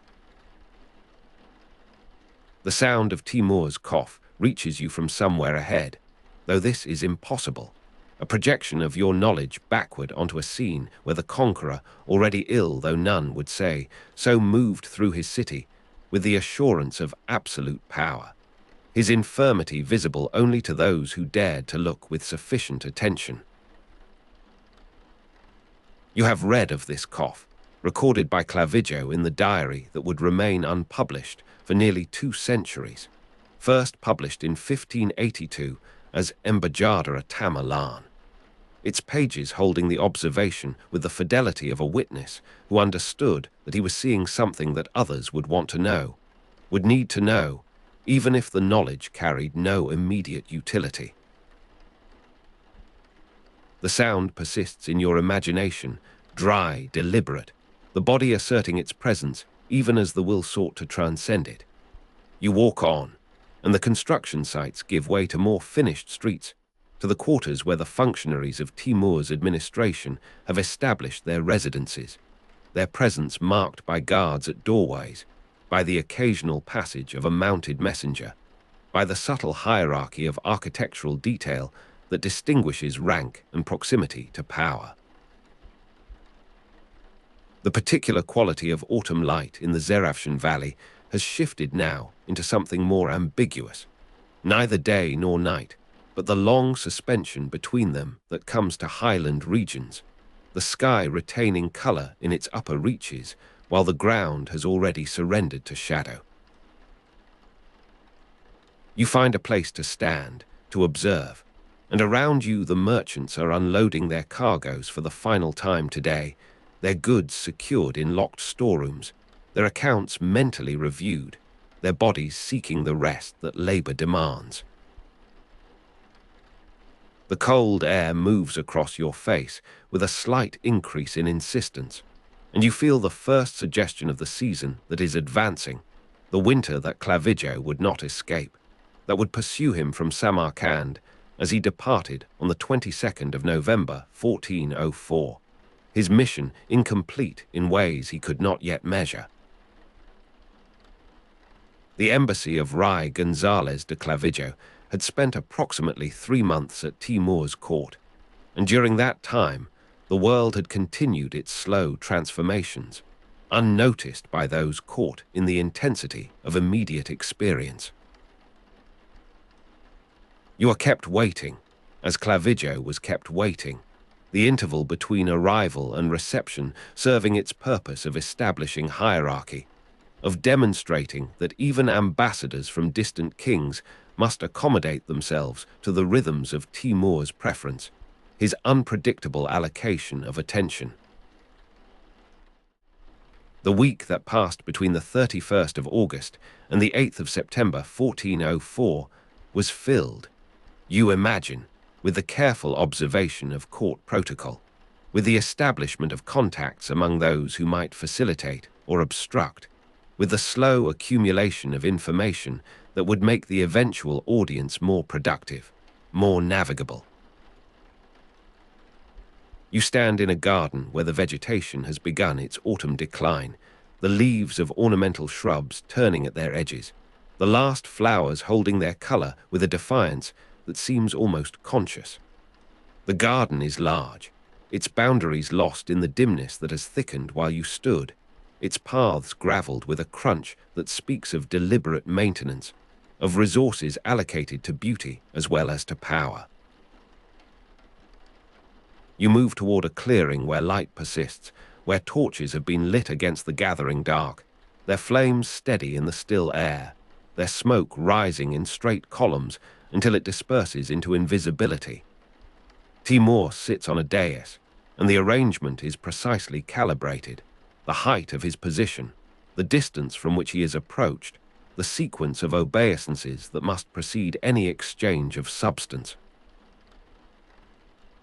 You observe this as Clavijo observed it, the diplomat's training enabling the simultaneous attention to form and to content, to what is being done, and to what is being communicated through the doing.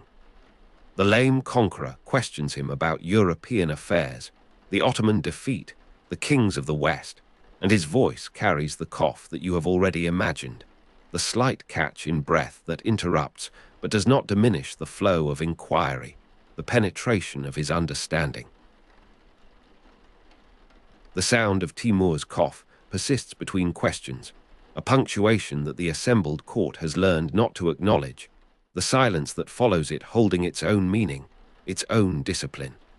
You are standing close enough to observe the details that Clavijo would record, the conqueror's features marked by age, and by the campaigns that had carried him from the steppe to the mastery of vast territories, his eyes retaining a sharpness that contradicted the body's evident decline. The lame conqueror questions him about European affairs, and you hear in the formulation the distance that Clavijo had travelled, the world that had been left behind, the kingdom of Henry III of Castile and Leon that must seem, from this perspective, almost mythical in its remoteness, its concerns dwarfed by the scale of Timur's achievement and ambition. You feel the press of bodies in the Samarkand bazaar as a memory that intrudes upon this more rarefied scene, The contrast between the democratic congestion of commerce and the hierarchical spacing of courtly encounter, between the noise of bargaining and the controlled quiet of diplomatic exchange. The cold air moves across your face, even here, even in the presence of power, the physical world asserting its indifference to human arrangement, its persistence beyond the temporary configurations of politics and ambition. Clavijo would have felt this too, the body's continuation of its needs, its sensations, its quiet commentary upon the mind's engagements. You are received, finally, the audience moving through its prescribed stages, the gifts presented, the letters read, the formal statements delivered and responded to with a courtesy that masks the real assessments being made, the calculations of interest and possibility that will determine whether this embassy achieves anything beyond its own documentation. Timur died approximately 2 months after Clavijo's departure, and this knowledge, unavailable to the participants, casts its shadow backward upon the scene, the cough that you have heard becoming, in retrospect, the announcement of an approaching end that none could name, none could precisely locate in time. The distant white of Ararat's peak had marked a stage of the journey that was now complete, replaced by other horizons, other markers of distance traversed and distance remaining. The garden session extends, the questions continuing, Timur's energy for information apparently undiminished by the body's evident limitations, his mind ranging across the territories that his armies had not yet reached, the possibilities that his diplomacy might open even where his military power could not immediately penetrate. The embassy of Rey González de Clavijo was received with a seriousness that suggested real interest, real assessment of whether an alliance with the distant West might serve Timur's purposes in his ongoing, perhaps his final, campaigns. You observe the faces of those who attend upon the Conqueror, their expressions held in the careful neutrality of those who must survive by reading power correctly, by anticipating its movements, by never being caught in premature commitment to any position that might become untenable. The sound of Timur's cough returns, more prolonged now, and in the brief interval before he resumes you sense the fragility that underlies all this display, the mortality that even the greatest construction, the most extensive conquest, cannot finally overcome. You will move through these days with him, the press of bodies in the Samarkand bazaar becoming familiar, the taste of mare's milk kumis offered in a Timurid yurt repeated until it becomes ordinary, no longer the marker of exotic distance, but simply the sustenance of a particular place, a particular culture, encountered at length rather than in passing. The cold air moves across your face in the mornings as you walk through the construction sites, observing the progress that continues even as the season advances, the workers' breath visible in the chill, their movements perhaps slightly less fluid than in the warmer months, their bodies adapting to the demands of temperature as they have adapted to all other demands of this place. The distant white of Ararat's peak has gone, replaced by nearer horizons, the mountains that surround Samarkand different in their configuration, their geology, their quality of presence against the sky. You climb one morning to a vantage from which the city spreads below you. The scale of what Timur has built is building, visible in a single prospect. The domes and minarets rising from the grid of streets, the gardens interrupting the density with their green, their water, their suggestion of paradise translated into earthly form.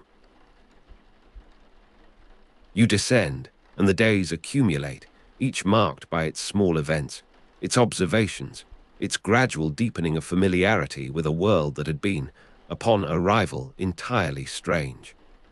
The sound of Timur's cough becomes part of the background of court life, noticed but not commented upon, the Conqueror's continued activity serving as sufficient answer to any unspoken question about his condition.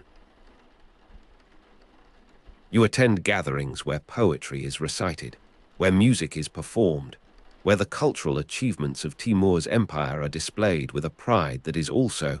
you understand, a demonstration of civilizational legitimacy. The Conqueror's claim to rule grounded not only in military success, but in patronage of the arts, in the gathering of talent, in the creation of beauty that will outlast the violence of acquisition. You accept this as Clavijo accepted it, the diplomat's necessary flexibility, the capacity to receive what is offered without the resistance of preference or habit, to find in strangeness not threat but interest, not discomfort but expansion of the possible. The cold air moves across your face with increasing frequency, the season advancing with a steadiness that mirrors the approach of the departure that Clavijo must eventually undertake, the return journey that will carry him back toward the world he left, transformed by what he has seen, by what he has understood, by what he has failed to understand. The embassy of González de Clavijo has accomplished what it can accomplish. The formal exchanges completed, the observations recorded, the experience accumulated into something that will require the work of memory and narration to become fully realized, fully available. The press of bodies in the Samarkand bazaar has begun to thin, the seasonal rhythm of trade shifting as the passes become more difficult,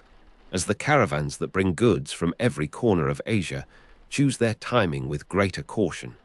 the risks of winter travel weighing against the profits of early arrival. You move through streets where the merchants are unloading their cargoes with a sense of ending, of completion, the cycle of a particular engagement moving toward its close.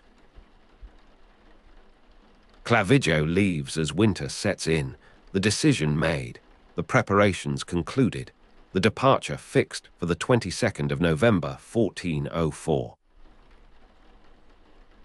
You stand at the outer gates again, but now from the inside, now with the knowledge of what lies within as well as the anticipation of what lies ahead. The long return that will take him by sea to Constantinople, then overland through Armenia and Persia, the same route reversed, the same landscapes encountered in different season, different light, different condition of body and spirit.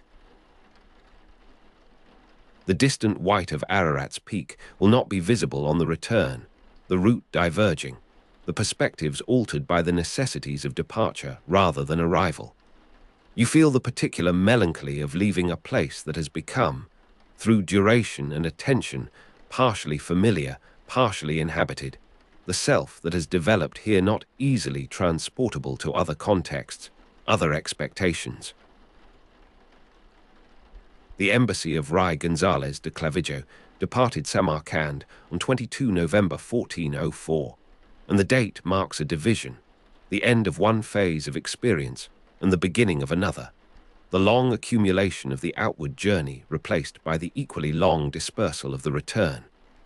You are standing at the harbour at dawn, though again there is no harbour, only the metaphor that persists, the sense of embarkation, of leaving behind the solidity of land for the uncertainty of passage. The cold air moves across your face with a new intensity. The seasons advance unmistakable now, the first suggestion of what winter will bring already present in the clarity of the sky, the sharpness of the light, the diminished activity of a city that is preparing to endure the months of restriction that the climate will impose. The sound of Timur's cough reaches you one final time, not in actuality, but in memory, in the recorded observation that will persist when the actual sound has long since dissipated into the air of a past that can only be approached through words, through the diary that would remain unpublished for so long, first published in 1582 as Embajada a Tamerlane, its pages carrying the witness across the centuries with a fidelity that seems, at times, almost miraculous. You depart, and the city recedes, its domes and minarets diminishing against the sky, its sounds fading, its smells replaced by the more elemental sense of travel, of animal and human effort, of the road itself. The embassy of Rey González de Clavijo moves eastward toward the Oxus River, the modern Amu Daria, whose crossing will mark another boundary, another stage in the long return. You carry with you the knowledge that Timur died approximately 2 months after Clavijo's departure, the information that would reach you only later, only after your own journey was complete, the death that would transform the court you left, the empire you observed, the possibilities you had tried to negotiate. Around you, the Oxus Plains stretches in frozen silence, the river itself a grey seam between empires, between the world you have known and the world that awaits. You are traveling now toward Samarkand, the city that will outlive its founder, the city where Timur's grandson already dreams of skies rather than conquests.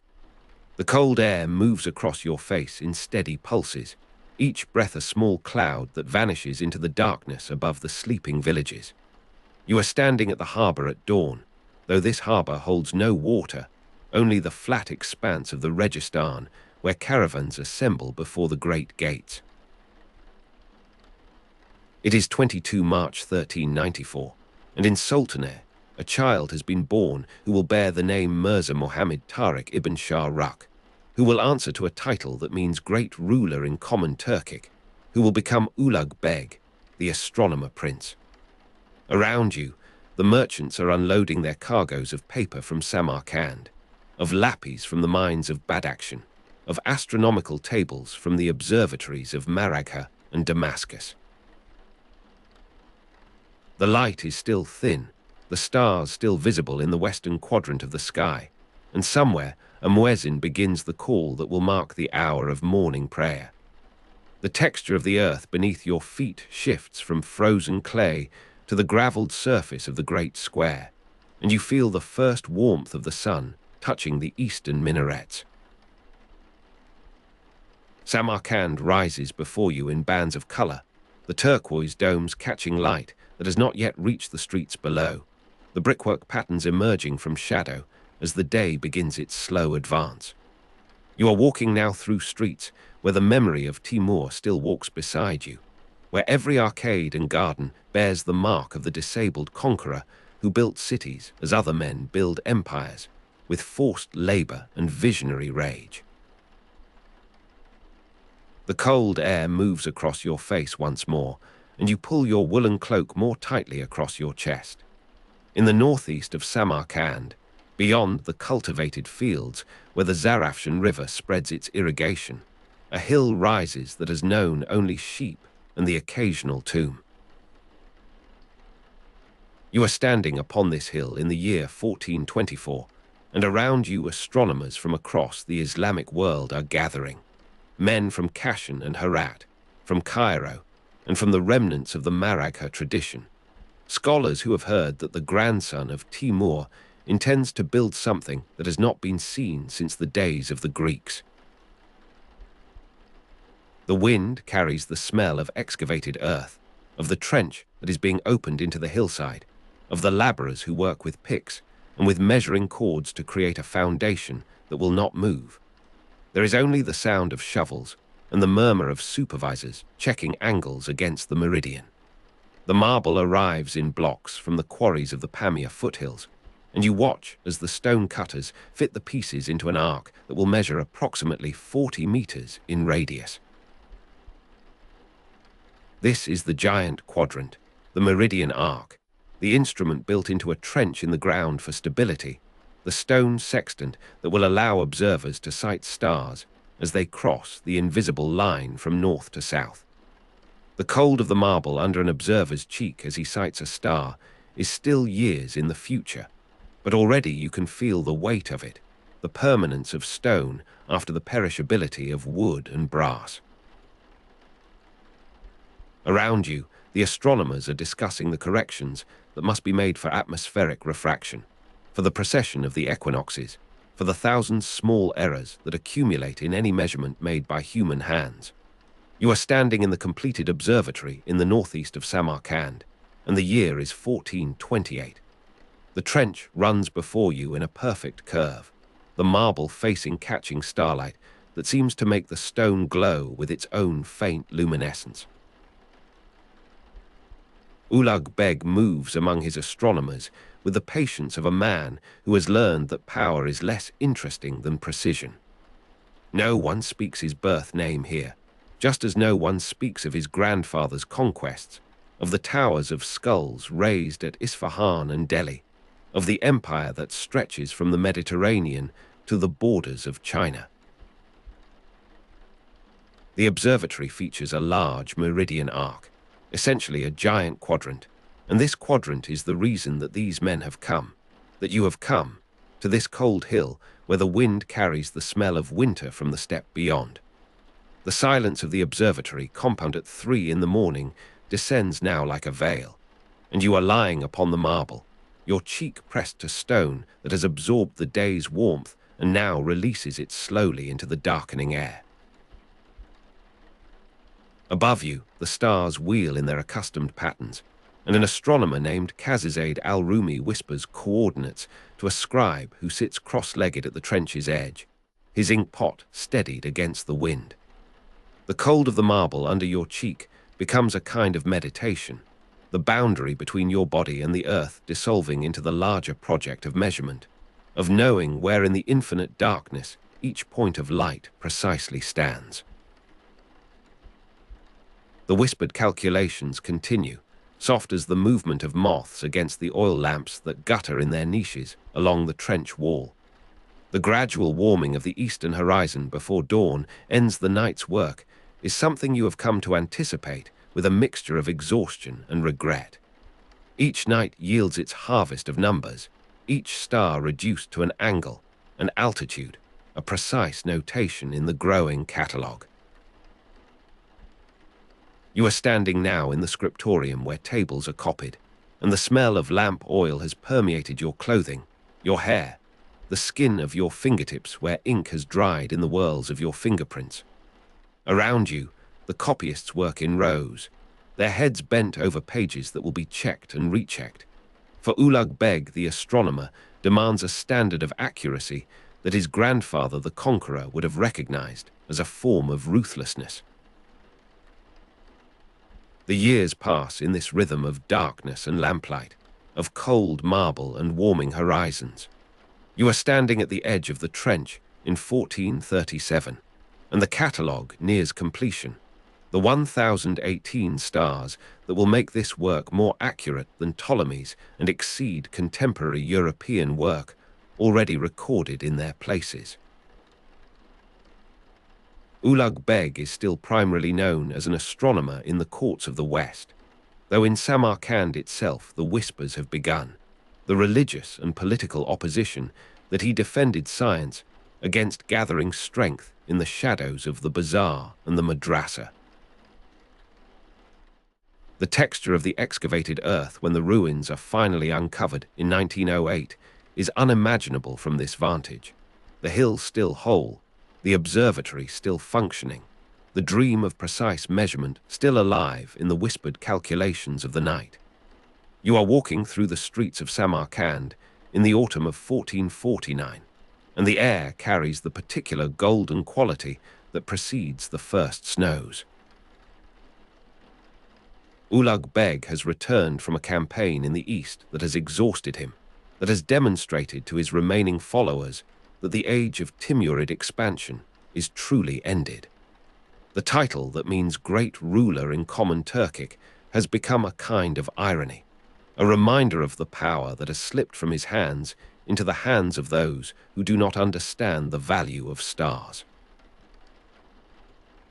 The cold air moves across your face as you pass the Registan, and you notice that the merchants avert their eyes, that the usual morning commerce has a quality of hush, of held breath. You are standing in the darkness of this abandonment, and you understand that the scientific project outlives its patron by only a generation before falling to vandalism and neglect. Ulugh Beg died on 27 October 1449 in Samarkand, and the manner of his death is known to you. The assassination by his son, Abd al-Latif, the betrayal that follows the logic of Timurid succession, the violence that is the inheritance of the conqueror's line. The observatory was destroyed and lost after his death, and you can already hear, in the silence of this night, the footsteps of those who will come to dismantle the marble, to bury the trench, to erase the memory of precise measurement from this hill in the northeast of Samarkand. You are standing among the ruins in the year 1450, and the gradual warming of the eastern horizon before dawn is the only constant, the only survivor of the project that Ulugh Beg built. The cold of the marble under an observer's cheek is a memory now, the marble itself scattered or buried, the observers dispersed to other courts, other pursuits, other forms of survival in a world that has grown hostile to their inquiries. Around you, the grass has begun to reclaim the hill, and the sheep that graze here in the mornings do not distinguish between the earth that was excavated and the earth that was never touched. The smell of lamp oil lingers only in your own clothing, in the fibers of the cloak you have not changed since the night of the assassination. The centuries pass in the manner of centuries, with their accumulations of dust and forgetting, their gradual erasures that are more thorough than any deliberate destruction. You are walking through the Russian colonial Samarkand of 1908, and the streets have grown unfamiliar, the trams and telegraph poles replacing the gardens that once lined the approaches to the Registan. The texture of the excavated earth is something you feel now beneath your boots, the spade blades cutting through soil that has preserved the trench in its shape, that has held the marble fragments in their places of burial. Around you, the archaeologists from the Russian Academy of Sciences are working with the same patience that Kazizade al-Rumi brought to his measurements, the same attention to precision that characterized the observatory in its years of functioning. The cold air moves across your face as you stand in the northeast of Samarkand, and the hill rises before you as it always has, as it did in 1424 when the trench was first opened, as it did in 1449 when Ulugh Beg met his death in the city he had ruled and measured. The observatory was destroyed and lost after his death, rediscovered only in 1908, and this rediscovery is a kind of resurrection, though the marble will never again feel the cheek of an astronomer. The catalogue will never again be extended beyond its 1018 stars. You are standing at the edge of the excavated trench, and the light is the thin light of a Central Asian autumn, the same quality of illumination that once allowed the precise sighting of stellar positions, that turned the stone sextant into an instrument of unprecedented accuracy. You are lying once more upon the marble, though this marble is fragmentary, reconstructed, preserved under glass in the museum that has been built to house what remains. The cold of the marble under your cheek is a sensation you can only imagine, a reconstruction of the past in the body of the present, the way all historical understanding must be imagined into being. The gradual warming of the eastern horizon before dawn is visible through the museum windows, and you understand that the work is ended in more ways than one, that the catalogue is complete in its incompleteness, that the accuracy of Ulugh Beg's astronomers will never be surpassed by this particular instrument, this particular gathering of minds in this particular place. You are standing in the scriptorium where tables are copied, though the scriptorium exists now only in the descriptions of travelers, in the manuscripts that survived the vandalism and neglect to find their way to libraries in Istanbul and Paris and Oxford. The smell of lamp oil has become a literary effect, a way of conjuring the past through the sense most directly connected to memory. Around you, the copyists are shadows, their pens moving in patterns you can almost discern, their whispered calculations almost audible beneath the silence of the present moment. Ulugh Beg was a Timurid prince and ruler of Samarkand, and this fact of rulership is what allowed the science, what made possible the defense against religious and political opposition, what ultimately failed to protect either the man or his work from the violence that is the inheritance of power. The stars wheel above you in their accustomed patterns, unchanged since the nights when Kazizade al-Rumi lay upon the marble to sight them, unchanged since the nights when you yourself lay there, though the you that was present has dissolved into the larger you of historical consciousness, the second person that contains all persons who have ever stood in this place. The observatory featured a large meridian arc, essentially a giant quadrant, and this quadrant is the reason you have returned, the reason the chapter turns upon this hill in the northeast of Samarkand rather than upon the battlefield or the palace. The texture of the excavated earth is still present in your fingertips, the memory of digging, of uncovering, of bringing to light what was buried.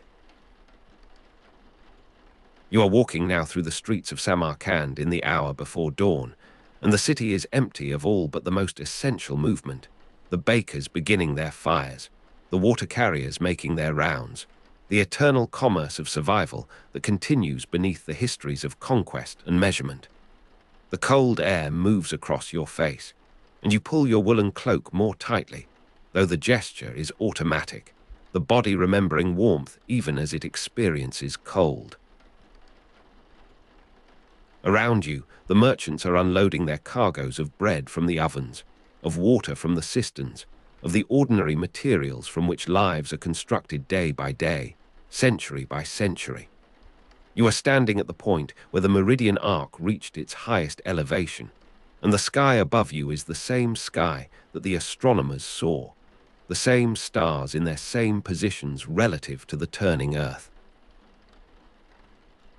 You are standing in this transition, this liminal hour, and around you the city of Samarkand begins to wake, to move, to continue the patterns of existence that have outlasted empires and observatories alike.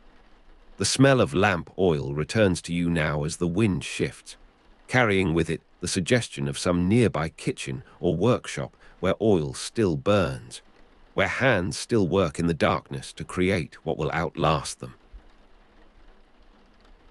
You are walking toward the eastern gate, toward the road that leads from the northeast of Samarkand toward the rising sun, toward the next city, the next chapter, the next stage in the long journey that sleep narration makes through the territories of history. The cold air moves across your face for the last time in this place, and you feel the particular quality of Central Asian winter, the dryness that makes the cold more bearable and more penetrating at once, the clarity of the air that makes the stars seem nearer and more distinct. Around you, the merchants are unloading their cargoes of memory, of historical fact, of the sensory details that allow the past to be inhabited rather than merely known. The light is strengthening now, the stars fading into the blue that precedes the gold, and you understand that the night's work is ended, that the catalogue is complete, that the stone sextant has measured its last star for this chapter, this dream, this slow descent into sleep that the narration has accompanied. The cold and the silence have followed you down from the observatory ridge, and now you are standing in the center of Samarkand, where the ground has been cleared of its older buildings, where the caravans once unloaded their cargoes of silk and lapis at the caravanserai that stood here before this dawn, before this day, before the year 1417, when Ulugh Beg would choose this precise ground for his most ambitious project. The eastern horizon is warming gradually, and the light moves across the packed earth of the Registan, the central square of Timurid Samarkand, where merchants have gathered since Timur's era, and where the city has always turned to face the rising sun. You are standing at the edge of this cleared space, and the dust rises from the hooves of horses passing with loads of fired brick, with baskets of glazed tile, with the timbers that will support the great vaults of a building that does not yet exist except in the calculations of astronomers. The geometry of sun and shadow moves across the temporary stakes that mark the foundation perimeter, and the surveyors move with it, adjusting their chords and their water levels to ensure that the Qibla wall faces precisely toward Mecca across the breadth of Asia. Around you, the merchants are unloading their cargoes at the edges of the construction site, and the sound of their bargaining continues beneath the louder sounds of demolition. For the caravanserai must be dismantled stone by stone to make room for what will replace it. The cold air moves across your face, and you taste the mineral dust of crushed plaster, the residue of so many years of travelers' passage through this place. The Registan served as a ceremonial space for royal processions and public executions, and you can see the raised platform where criminals met their end beneath the gaze of Timur and his successors, where the crowd gathered to witness the law enacted in the full light of noon. Now that platform has been removed, and the ground is being leveled for a new kind of spectacle, for the gathering of minds rather than the dispersal of bodies. The smell of ink and paper drifts from a temporary scribe's tent where the contracts are being drawn, where the Waqf endowments of agricultural land are being recorded in the flowing script that will secure the economic foundation of the Madrasa for generations to come. You are standing at the threshold between the old square and the new, and the original Timurid square is still open around you, still breathing with the winds that cross it from every direction, not yet enclosed by the walls that will define it in later centuries. The construction employed techniques developed by the deported craftsmen of Timur's era, and among the workers you can identify the stonemasons from Isfahan by their method of chiseling, the tile cutters from Damascus by their patterns of laying the glaze, the carpenters from Baghdad by the particular joint they use to brace the temporary scaffolding.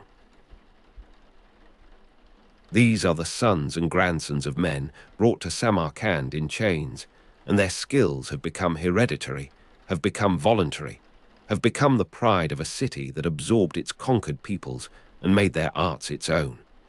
The murmur of students does not yet fill this space, for there are no students, there are no cells, there is only the foundation trench and the rising anticipation of what this place will become. But in your imagination, which is also the imagination of the city, you can hear the voices that will later occupy the rooms above, the recitation of Islamic law and mathematics and astronomy and philosophy that will make this madrasa a teaching institution to rival any in the Islamic world. The plan you see traced in the earth shows the regular grid of small chambers that will house the scholars, the narrow beds and the lecterns, and the small windows that open toward the courtyard to catch the breeze. You can still see the older foundations in the exposed earth, the broader bays where animals were tethered, the deeper wells that supplied water to the traveling merchants who have now been displaced to other quarters of the expanding city. The taste of thin soup served in the madrasa kitchen is not yet present, but the kitchen itself is being laid out in the northern corner of the plan, with its bread ovens and its copper cauldrons, and the long tables where the students will sit in rows according to their year of study. The Registan ensemble continued to develop under later Uzbek rulers, but for now it is only this single building that rises from the imagination of Ulugh Beg and his architects, only this first statement of what the square will become. The portal will feature a complex muqarnas vault and tile mosaic, and the wooden formwork for this most difficult element is being prepared in a workshop beyond your sight, where the ribs of the vault will be carved and assembled before being raised into position. The mathematics of this vault have been calculated by the astronomers of the observatory, by the same men who tracked the stars from the ridge to the northeast, and the precision of their geometry will be visible in the way each tier of the Muqarnas seems to float beneath the tier above, dissolving the mass of stone into a cascade of crystalline shadow. The acoustic clap that demonstrates the perfection of the dome's resonance does not yet exist, for the dome has not been built, but the masons speak of it as they speak of a promise, a quality that will emerge from their labor when the final stone is set and the interior is complete. You are standing at the center of the foundation, and the geometry of sun and shadow moves across your body as the morning advances, as the surveyors complete their work and the first courses of brick are laid in the trench that defines the perimeter. The scale of the Ulugh Beg Madrasa was unprecedented in the region, and you can feel this scale in the breadth of the foundation, in the distance that separates the corners where the minarets will rise, in the depth of the Iwan that will open toward the square to receive the light of every afternoon. The tilework will include inscriptions from the Quran and from secular poetry, and the calligraphers are already practicing on boards in their studios, transferring the verses of Sadi and the surahs of the Holy Book into the cursive and angular scripts that will band the walls in blue and gold and turquoise. The Shur-Dor Madrasa will be added in the 17th century after the Timurid period, and its lions will face the square with an exuberance that belongs to a different aesthetic, a different politics, a different relationship between the rulers and the ruled. But that is more than 200 years distant from the morning you inhabit now, from the cleared space where Ulugh Beg has come to lay the foundation stone with his own hands, as the chronicles will record, as the inscription will commemorate when it is set into the eastern wall. You are standing among the crowd that gathers for this ceremony, and the cold air moves across your face as the prince approaches on horseback, as he dismounts and takes the polished stone from the hands of his architect, as he sets it into the prepared bed of mortar with a pressure that seems almost gentle, almost tentative, as if he were placing a jewel rather than initiating a construction that will consume the labor of hundreds for 3 full years between 1417 and 1420. The murmur of students in the cells above, late at night, is a sound that belongs to the future, but you can almost hear it now, can almost feel the vibration of their footsteps on the floors that have not been laid, can almost smell the oil of their lamps burning past midnight as they struggle with the texts that the madrasa will teach. The plan shows the larger chambers on the upper floor where the masters will live, where they will receive their private students for the advanced instruction that continues after the public lectures have ended. The square around the construction site still performs its older functions even as it is being transformed, still receives the bodies of the condemned on Fridays after prayer, still opens its breadth to the mounted guards who precede the prince when he rides from his palace to the mosque. The smell of ink and paper in the library alcove is a sensation you must imagine, for the library does not yet exist, but the space for it has been allocated in the southern wing, with its tall windows and its recessed shelves, and the desks where the copies will be made, where the commentaries will be composed, where the chain of learning will extend across the generations. You can see this heritage of craftsmanship in the speed with which the walls rise, in the confidence with which the foreman calls for the next course of brick before the previous has fully set, in the way the scaffolding seems to grow organically from the structure it supports rather than being imposed upon it. The original Timurid square was likely more open than the current enclosed form, and you can feel this openness in the winds that cross the construction site unobstructed, in the view that extends from the center of the foundation to the domes of the bazaar, to the gate of the citadel, to the mountains that hold the last snow of winter on their distant peaks. The administrators move through the construction site with their registers, checking the progress against the payments, ensuring that the rents from the villages beyond the Oxus will continue to flow toward this project that is meant to outlast the dynasty that initiates it. The geometry of sun and shadow moves across the rising walls as the months pass, as the year 1417 becomes 1418, and the first story is complete, as the wooden centering is erected for the great vault of the Iwan, and the masons hold their breath against the moment of truth when the supports are removed, and the structure must stand or fall by its own logic. You are standing in the courtyard that has been formed by the completion of the four walls, and the space is smaller than the open square it replaces, more intimate, more focused on the pool at its center, and the plain trees that have been planted to shade the future students.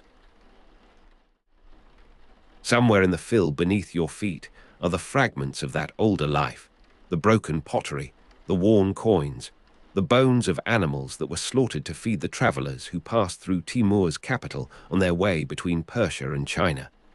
For now, the square is dominated by this single building, by its mass and its ambition, and the silence of its unfinished surfaces where the tile mosaic has not yet been applied. You are standing in the courtyard at dusk, and the sound of their recitation drifts down from the upper windows, the Arabic of the law texts, the Persian of the philosophical commentaries, the mathematical terms that belong to no single language because they are the common property of those who study the nature of number and proportion. The Madrasa will teach Islamic law, mathematics, astronomy, and philosophy, and the curriculum is visible in the schedule that governs these sounds, the hours of the day assigned to each discipline, the progression from the foundational to the advanced that will occupy the students for years before they emerge as scholars in their own right. The cold air moves across your face as night falls over Samarkand, and the geometry of sun and shadow has given way to the geometry of lamplight and darkness, to the pools of illumination that mark the places where study continues. In the lamplight, you can see the first panels that have been installed, the glazed surfaces catching the flame and returning it transformed, the words made visible in the silence of the evening. Though the portal is still incomplete, the lower portions of its decoration are visible, the geometric stars interlacing with the floral arabesques in the manner that the craftsmen from Damascus brought to this city, that they taught to their sons, that their sons have modified and perfected in the decades of their residence here. The Sherd or Madrasa's kitchen will be separate, its students fed from separate cauldrons, but the tradition of this simple nourishment will continue across the centuries, will be noted by travelers from Europe and from the Ottoman lands who come to observe the famous schools of Samarkand. You feel the scale of this building most strongly at night, when it seems to expand in the darkness, to assert its presence against the stars that the astronomers of the observatory are observing at this same hour, from their ridge to the northeast, from their instruments that share the mathematical precision of this architecture. From this library you can sense the continued life of the Registan beyond the walls, the movement of people in the darkness, the guards at their posts, the animals shifting in the stables that have been rebuilt at the edge of the square to replace those that were demolished with the caravanserai. The cells around the courtyard are filling now, are becoming inhabited, are acquiring the particular atmosphere of accumulated human presence that distinguishes a building from a monument. You are lying now in one of the student cells, in the darkness, in the silence that is not quite silence because of the breathing of others, because of the distant call of a night bird,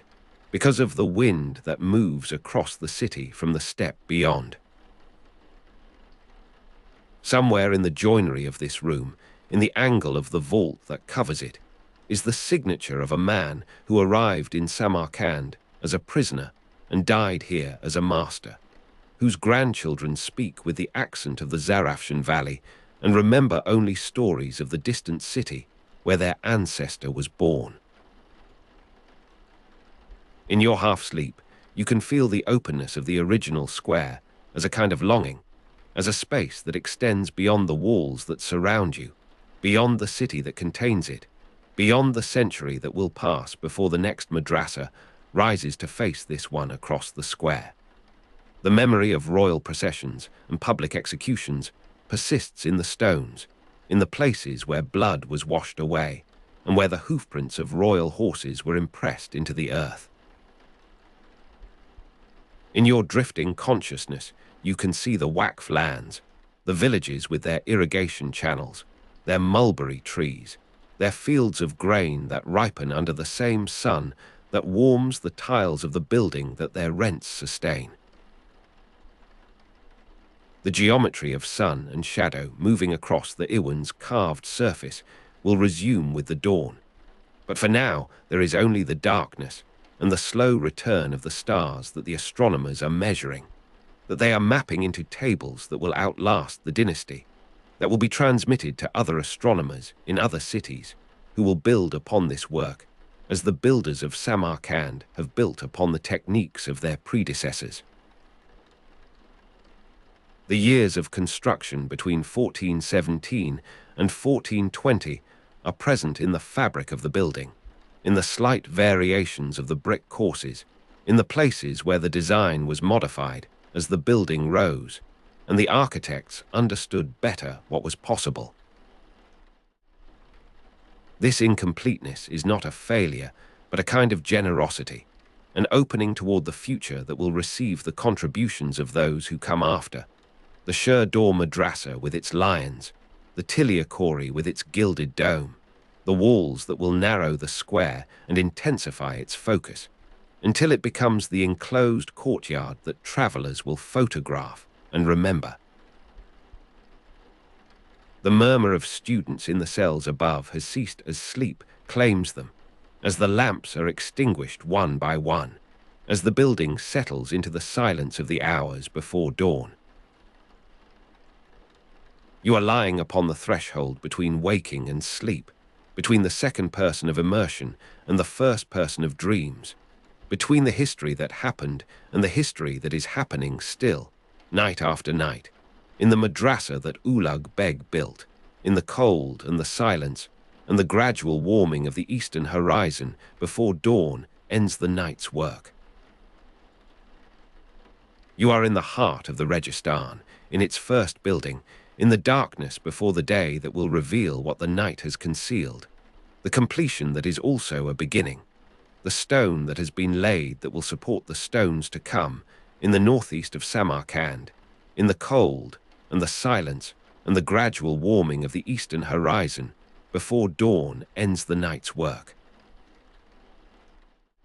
The eastern horizon has traveled with you across the mountains of Khorasan, and now the light that warmed the Registan finds a different geometry of walls. The year is 1469, and Hussein Bey Kara, born in June or July 1438 in Herat, has secured the throne he will hold until his death in 1506. The particular quality of afternoon light in a Herat garden, described in miniature paintings, filters through pomegranate trees that have been trained across a wooden trellis. You observe how the illumination pools in the geometric beds of irises and tulips, how the pigments of the manuscript pages seem to anticipate this exact diffusion, the gold leaf catching the sun at angles that shift by fractions of a degree as the hours pass. A gardener passes with a copper watering can, and the sound of water striking parched earth is absorbed by the high walls of baked brick that shelter this enclosure from the greater winds of the plain.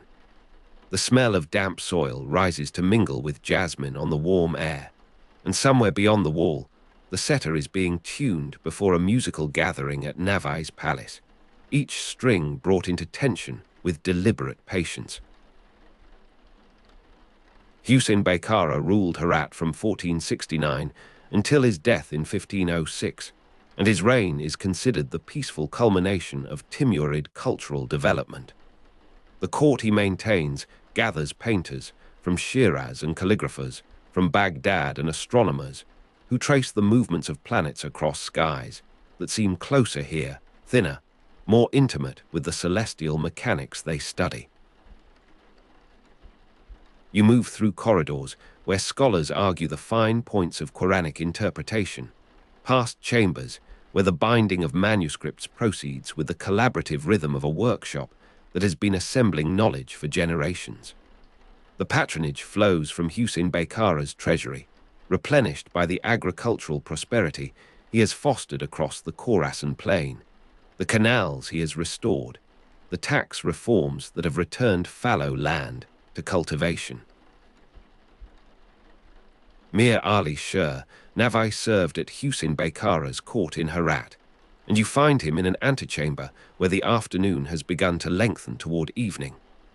Born on 9 February 1441, Navai was a poet, politician, builder and mystic, and the breadth of his accomplishment is visible in the architectural drawings unrolled across the low table before him. He wrote in both Chagatai Turkish and Persian, and the notebooks scattered here contain verses in both languages, the Turkish compositions celebrated as the greatest achievement of that tongue. Navai is celebrated as the greatest Turkic language poet, and the lines he has drafted this morning describe a fountain whose water rises and falls in patterns that will later be constructed in the gardens of the city he is reshaping. Babur described Navai as also working as composer and musician, and the manuscript before you carries musical notations in the margins, the intersection of sound and meaning that characterizes the Timurid Renaissance. That quality of afternoon light in a Herat garden has shifted now to the amber of late day, and the shadows of the cypress trees have elongated across the gravel paths. You are seated on a carpet at the edge of a rectangular pool, where goldfish move in the slow choreography of creatures who have never known urgency. The water reflects a sky that has deepened to the precise turquoise that the painters grind from lapis brought from the mines of Badakhshan, and the sound of the setter being tuned before a musical gathering at Navai's palace has resolved into actual melody, plucked notes that reach you across the intervening walls and gardens, as if the air itself were a string under tension. The temperature has begun to drop, and a servant brings a brazier of coals that scent the air with apricot wood. The years accumulate in the manner that years do when peace permits the measurement of time by projects completed rather than by crises survived. Navai builds foundations and gardens while composing in a Turkish dialect that elevates the vernacular to the register of classical expression. You observe the construction of a madrasa where students will memorize the entirety of the Quran in the course of a single year, the raising of a caravanserai where the silk merchants from China will find accommodation equal to their wealth, the planting of an orchard where the specific varieties of apple from the Fergana Valley will be grafted to local rootstock. The court of Husain Bey Kara is described as the Timurid Renaissance, and the phrase acquires meaning in the density of accomplished lives that orbit this center, the painters Behzad and Shah Muzaffar, the poets who compete in weekly gatherings for the patronage that Navai distributes with the discernment of one who knows the cost of every line of verse. The smell of rotting reeds in the irrigation channels when maintenance fails reminds you that even this garden requires the constant labor of human attention.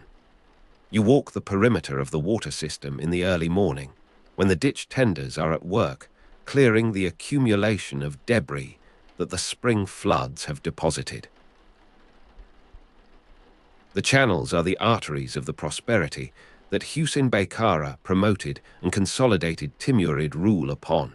and their blockage means the death of mulberry trees, and the failure of the silkworm harvest, and the starvation of the workshops that depend upon imported pigment and exported cloth. The rotting vegetation releases a sweetness that is also corruption, the cycle that requires removal and renewal, and the men working here with their long-handled rakes move with the resigned efficiency of those who understand that their labor will be required again when the next season brings its own debris. The year 1500 arrives without fanfare, a number that marks a threshold rather than an event in itself.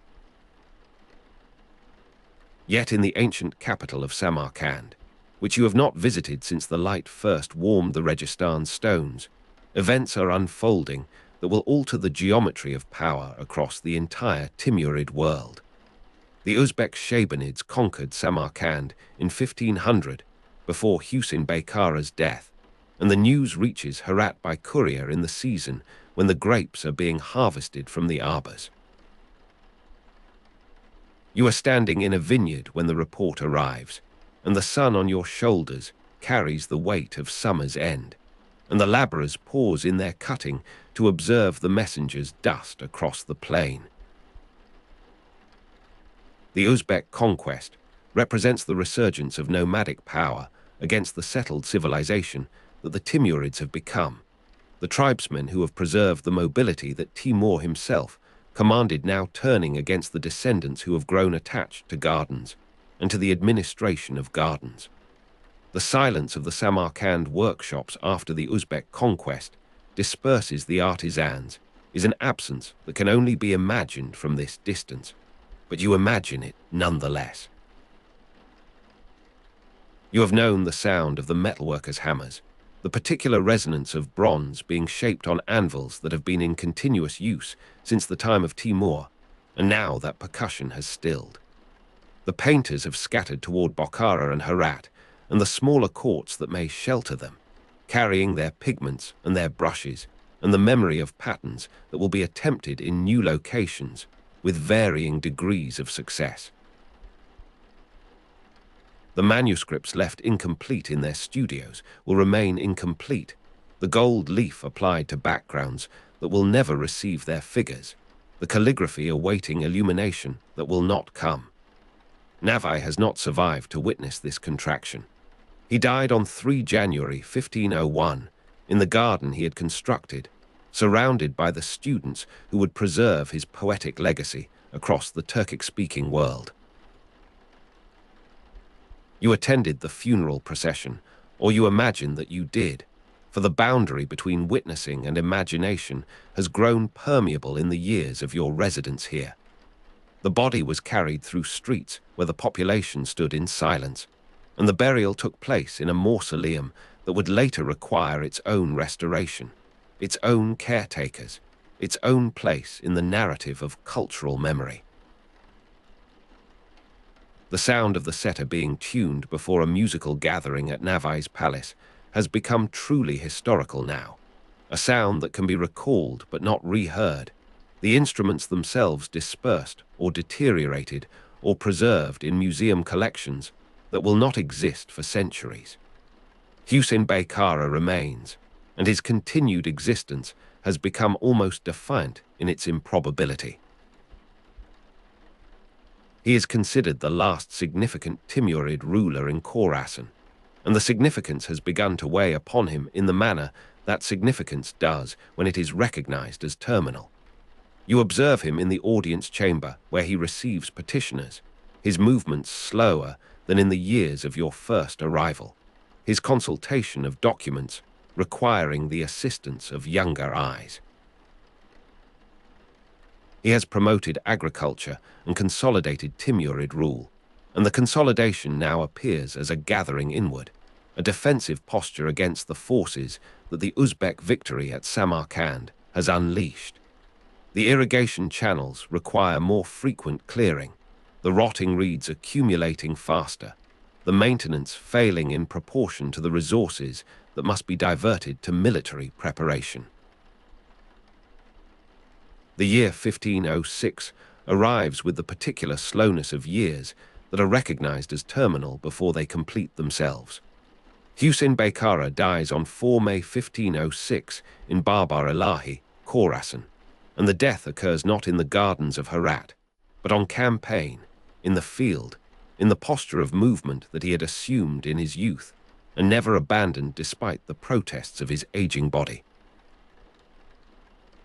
You are not present at this death, for the campaign has taken him northward into territories where the Uzbek pressure requires response, and the response has exceeded his capacity. The body fails on a campaign he was too old to lead, and the failure is complete, irrecoverable, the end of a reign that has measured 37 years and the end of an era that will be named retrospectively, defined by its conclusion. That quality of afternoon light in a Herat garden continues regardless of who occupies the palace or who claims the title of ruler. You are standing in such a garden in the months after the death, and the light has not altered its quality. The turquoise of the sky has not faded. The goldfish continue their slow choreography in the pool where you are seated. Yet the absence is palpable, a pressure against the eardrum like the silence that follows the cessation of a long-held note.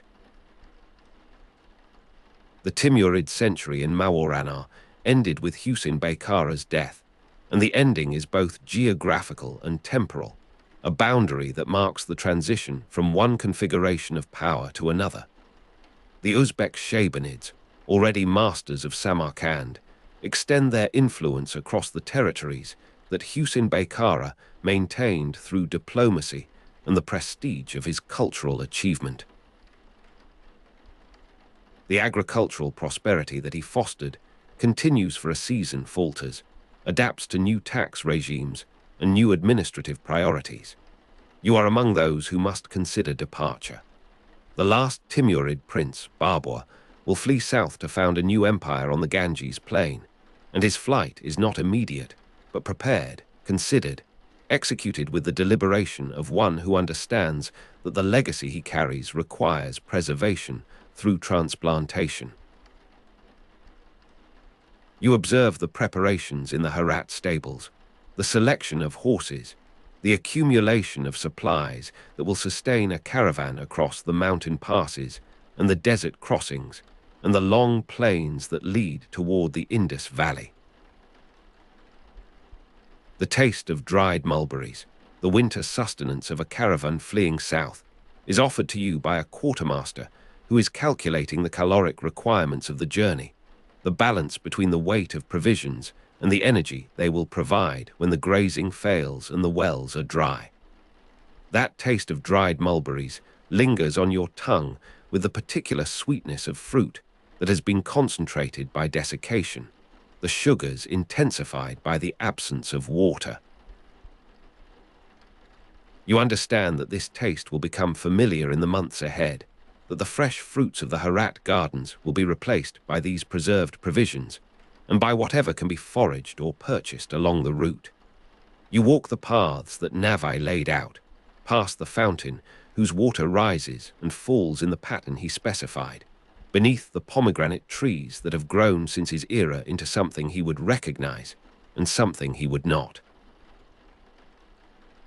The Timurid cultural legacy was carried to India by Babur, who founded the Mughal Empire, and the carrying is about to begin. The selection of manuscripts and painters and musicians who will accompany the prince into exile and into the new foundation that exile will make possible. You understand that this is how culture perpetuates itself, through chains of transmission that are vulnerable at every link, that require the continuous exercise of human attention and human preference and human love. The Timurid renaissance that Hüseyin Beykara fostered will be judged, in the centuries to come, by what survives this transition, by what Babur carries and what he chooses to leave behind, by what takes root in the different climate of the Ganges plain, and what withers in the humidity that damages the manuscripts and fades the pigments and alters the acoustic properties of the concert halls. The cycle of accumulation and clearing continues regardless of dynasty, regardless of the language in which the poetry is composed. regardless of whether the court that commands the labor speaks Chagatai Turkish or Persian, or the Uzbek dialect that is spreading with the Conqueror's administration. That taste of dried mulberries returns to your awareness as you accept a portion from the stores being loaded, the sweetness cutting through the dryness of the morning air. Around you, the merchants are loading their cargoes, now rather than unloading them, the direction of movement reversed, the wealth of Herat converted into portable form. The cold air moves across your face with the particular dryness of the Afghan plateau, and you recognize that this sensation too will become memory, will be replaced by the heavier atmospheres of the Indus Valley, and then the Ganges plain,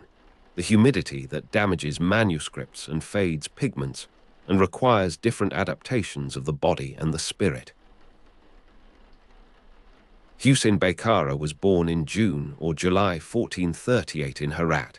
and Hüseyin Beykara died on 4 May 1506 in Barbar Ilahi, Khorasan, and between these dates he ruled and fostered and consolidated and died. And the dying was in the field, on campaign, in the posture of movement that defined a life and an era. The Timurid century in Mawarana ended with this death, and the ending continues in your departure, in the loading of the camels, in the taste of dried mulberries that will sustain you through the first days of travel.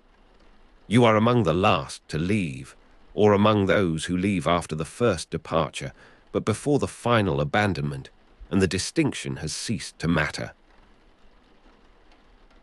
The caravan moves south,